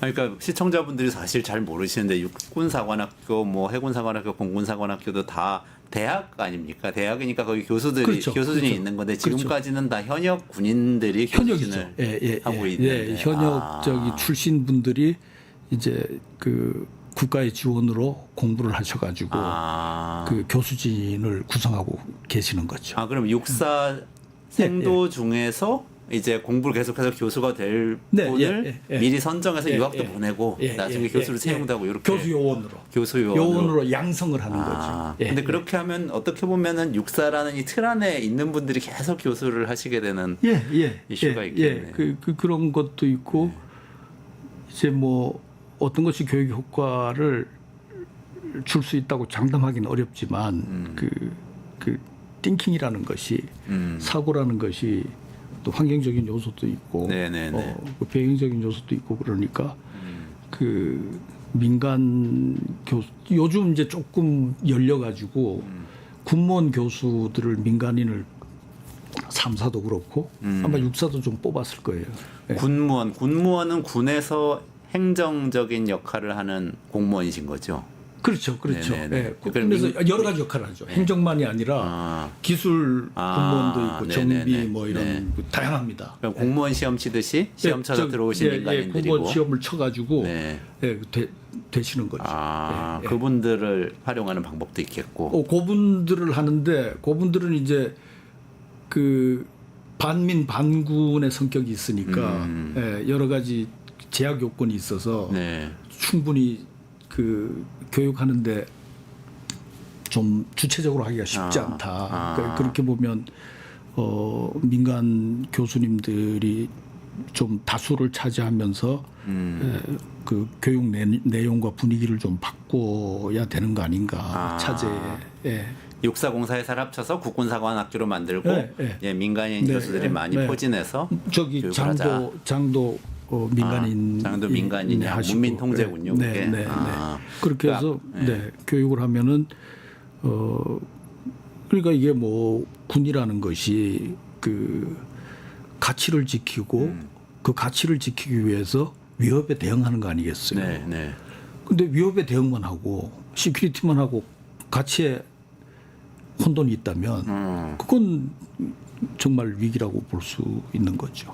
그러니까 놀란 게 이번에도 계엄령 선포하고 분명히 불법인 것 같은데 그러면은 나는 군인인데 어떻게 해야 하는 거지? 이런 의문을 많이들 가졌던 거 아닙니까 이번에 군사령관들이나 이런 그렇죠. 뭐 예, 여단장이나 이런 분들 뭐 그런 것들 교육을 통해서 좀 바로잡자. 그 교육이 중요한 것 같아요. 그래서 그런 교육의 생각을 하게 하고 그 어떤 관념적인 측면은 역시 교육을 통해서 네.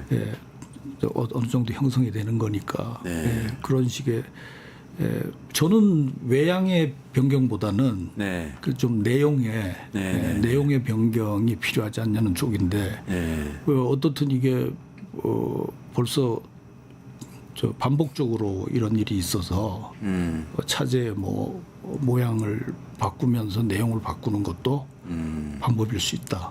네, 이렇게 봅니다. 요거는 번외 질문입니다만 국방대학교는 지금 요 사관학교 체계하고는 다른 거죠? 국방대학교는 사관학교 나온 친구들이 대위, 소령 이런 친구들이 와서 석사 과정을 하는 것이고요.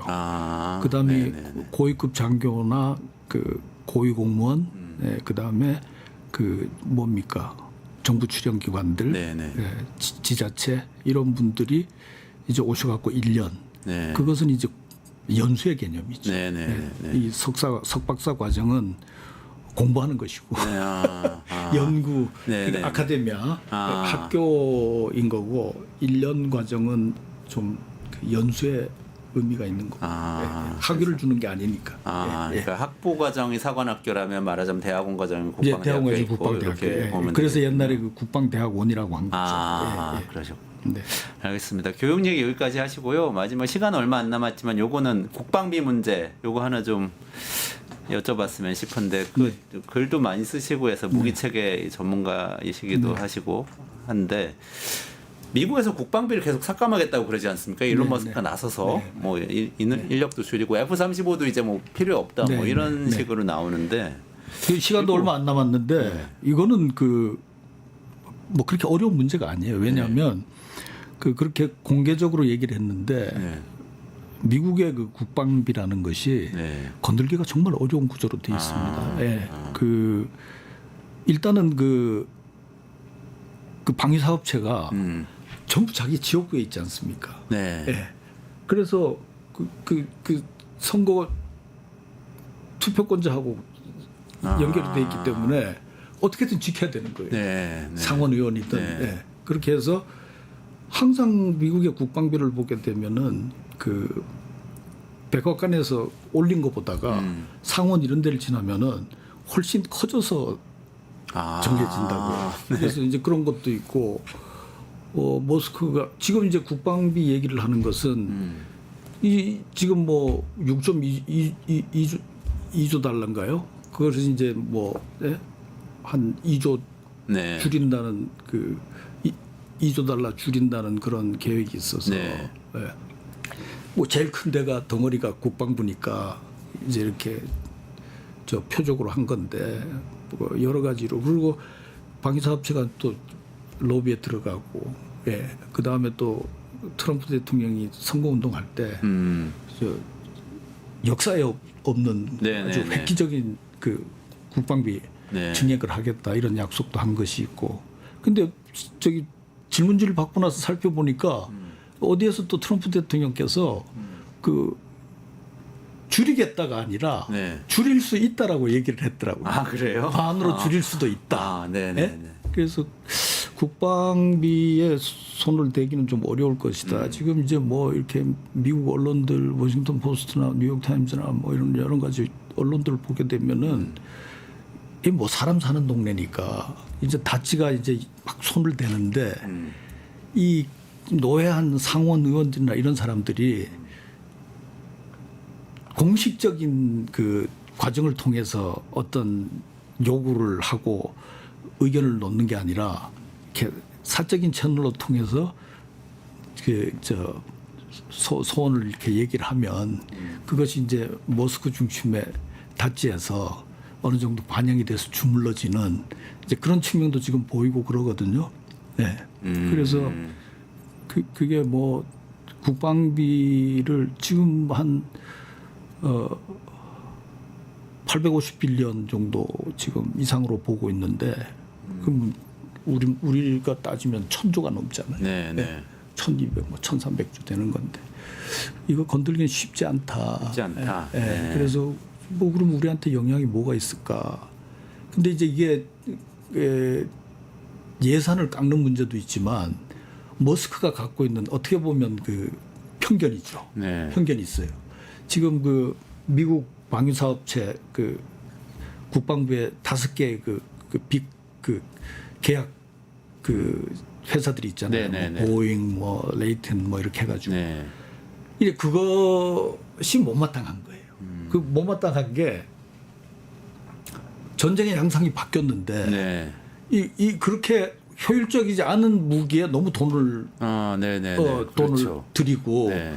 이건 효율적이지 않다. 예, 그런 그 생각을 하나 갖고 있고 두 번째는 머스크가 그 드론 수험이라고 그래가지고 그 전단 드론 있잖아요. 네. 때로 우리 그 평창 그 동계올림픽 때 네. 하늘에서 때로 드론들이 아, 태극기 맞아요. 하고 뭐 이런 거 네. 있잖아요.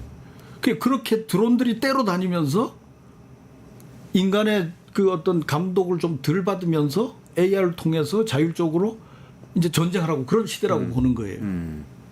그래서 머스크는 이 드론 수험 여기에 꽂혀 있고 그러면은 뭐 F-35냐 이런 것들이 너무 돈만 들고 네. 그것이 전장에서 현대전에서 어느 정도 가치가 있겠냐. 그럼 그게 이제 돈의 문제잖아요. 그러니까 그 5대 그 큰 그 계약자들 쪽에 또 사람들이 있을 거 아니에요. 네. 그 사람들은 요즘 언론을 통해서 몰라서 그렇다. 스텔스가 얼마나 그 값 이상의 기능을 아, 하는지 네네네. 모르고 네. 하는 소리다. 이제 이렇게 해서 이게 무슨 어떤 군사적인 전략적인 전술적인 그런 고려를 통해서 얘기한 것이 아니라 머스크가 기본적으로 DOD에 국방부의 예산 국방비를 깎아야 된다고 생각을 하고 그다음에 그러다 보니까 이 돈이 무지막지하게 드는 이런 무기 체계들을 현대전에 맞게 첨단 AI 무인 네네. 유무인 무기 체계로 바꿔야 된다 이런 생각을 하면서 그 자기들 하이테크 그 동지들하고 이제 그 그렇죠. 뭐 팔란티어도 네, 있고. 네. 그걸 이제 네. 그 하려고 하는 거죠. 네. 예, 그런 거여서 근데 이제 그 헤그세스가 그 국방장관이 국방장관이요. 네. 그 2월 달에 얘기를 했어요. 그 8% 삭감이다.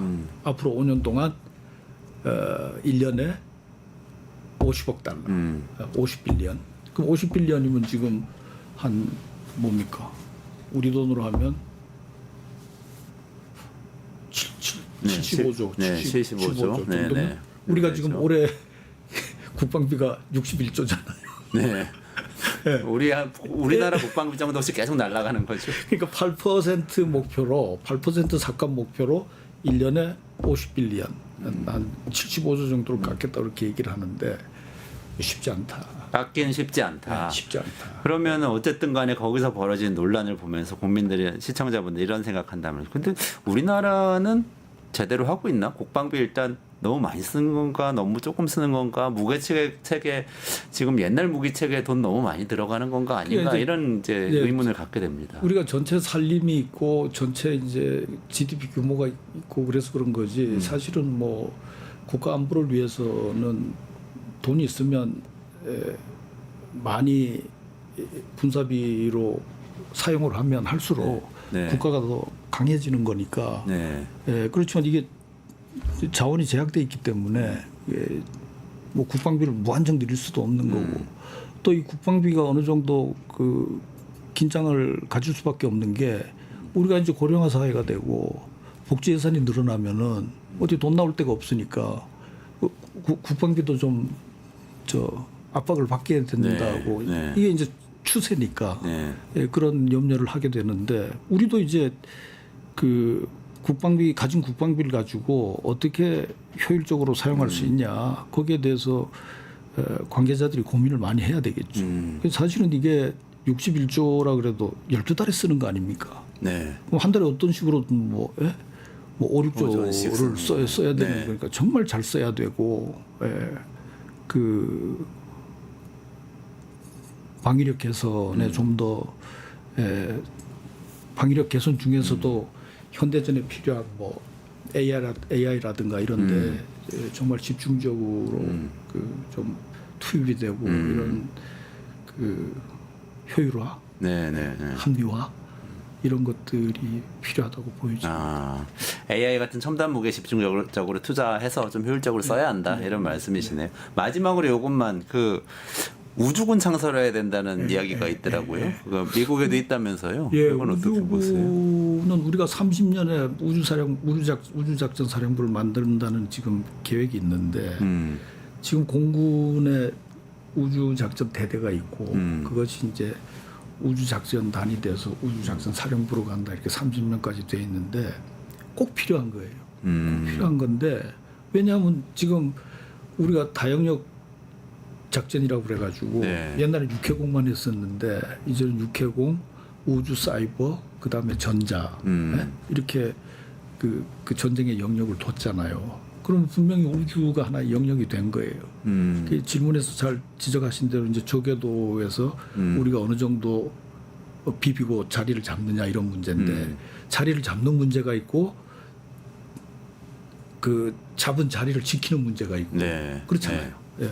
어떻게 우리가 거기에 우리의 자산을 새틀라이트를 띄우고 뭐 이렇게 하면서 우리 자산을 포진시키고 그러고 나면 우리가 그걸 또 보호하거나 방어해야 되고 또 그리고 그 위성들을 통해서 우리가 IR 그 RS 감시 정찰하고 북한의 미사일에 대해서 조기 경보를 하고 그 다음에 위성을 통해서 미사일 방어도 하고 이렇게 보면 뭐 용도가 엄청나게 많아요. 근데 너무 깊게 또 개입하다 보면은 우주 군비 경쟁에 낄 수도 있고 그렇게 해서 꼭 해야 되는 것인데 이 적정 규모가 어느 정도냐는 문제. 그리고 뭐 이 박사님 경제 전문가시니까 아시겠지만은 이 우주라는 것은 지금 앞으로 미래 엄청난 큰 시장이잖아요. 인간에서 봤을 때. 그럼 이게 경제 발전의 문제, 과학 기술의 문제, 군사 안보의 문제. 그다음에 이게 우주를 놓고서 우리가 각 나라들이 어떻게 협조하느냐. 외교의 문제. 그러니까 우주를 평화적으로 어떻게 쓸 것이냐 뭐 글로벌 스페이스 이니셔티브나 뭐 이런 것들이 있다고요.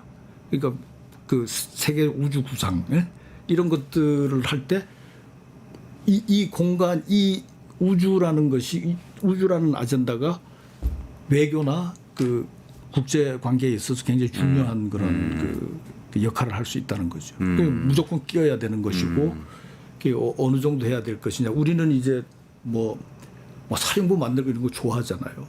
근데 지금 미군은 우리 주한 미군에다가 우주 사령부 그 저 인태 사령부 통해서 했거든요. 거기 저 창설했거든요. 주한미군 주한미군 산하에 산하에 우주사령부가 네, 있습니까? 우주사령부, 주한미군 아. 우주사령부. 근데 역할을 다 하거든요. 감시, 뭐 통신 뭐 다 하는데 저기 그 보스가 중령이라고요. 아 그래요? 그러니까 그게 중령이라는 것은 그 정도의 임무가 있는 거죠. 지금 네, 현재는. 그러네요. 네, 네. 네. 그래서 우리도 굉장히 현실적으로 아주 저 실질적으로 네. 막 이렇게 우주군이라는 것은 사실은 그게 뭡니까 미국이나 중국이나 러시아 이런 데에 걸맞는 거지 그런 느낌이 있잖아요. 네네. 우주군. 근데 우리도 반드시 끼워야 되는데 어떤 규모로 어떤 임무에 집중하면서 우리가 발전시켜 나가야 되느냐 이것도 숙제인 것 같습니다. 아 그럼 구체적으로 만드는 것이 중요하다 이런 말씀이시죠? 그렇죠. 구체적으로 예. 임무를 아니 주고. 그리고 네. 뭐 그냥 우리 능력 밖에 그런 어떤 청사진을 가지고 크게 벌린다거나 뭐 이런 것들은 조심해야 되겠다. 아 점진적으로 우리의 능력이 어느 정도 될 수 있는지 우리가 어느 능력을 바란다 그래서 되는 게 아니잖아요. 네. 가용 자원이 어느 정도인지 어디까지 갈 수 있는지 이런 걸 해서 면밀하게 가야 되겠다. 네. 우주부는 뭐 반드시 필요한 것 같습니다. 네, 아주 현실적인 말씀을 주셨습니다. 여기까지 진행해야 될 것 같습니다. 네, 부총장님 여기까지 말씀 감사드리고요. 이원재 끝내주는 경제 매일 오후 5시 45분 라이브로 진행하고요. 오후 5시 끝장 뉴스 진행하니까요. 내일도 오후 5시에 라이브로 다시 만날 시간을 기다리면서 오늘은 이석수 교수님하고 같이 여기서 인사 같이 드리면서 마무리하도록 하겠습니다. 고맙습니다. 감사합니다.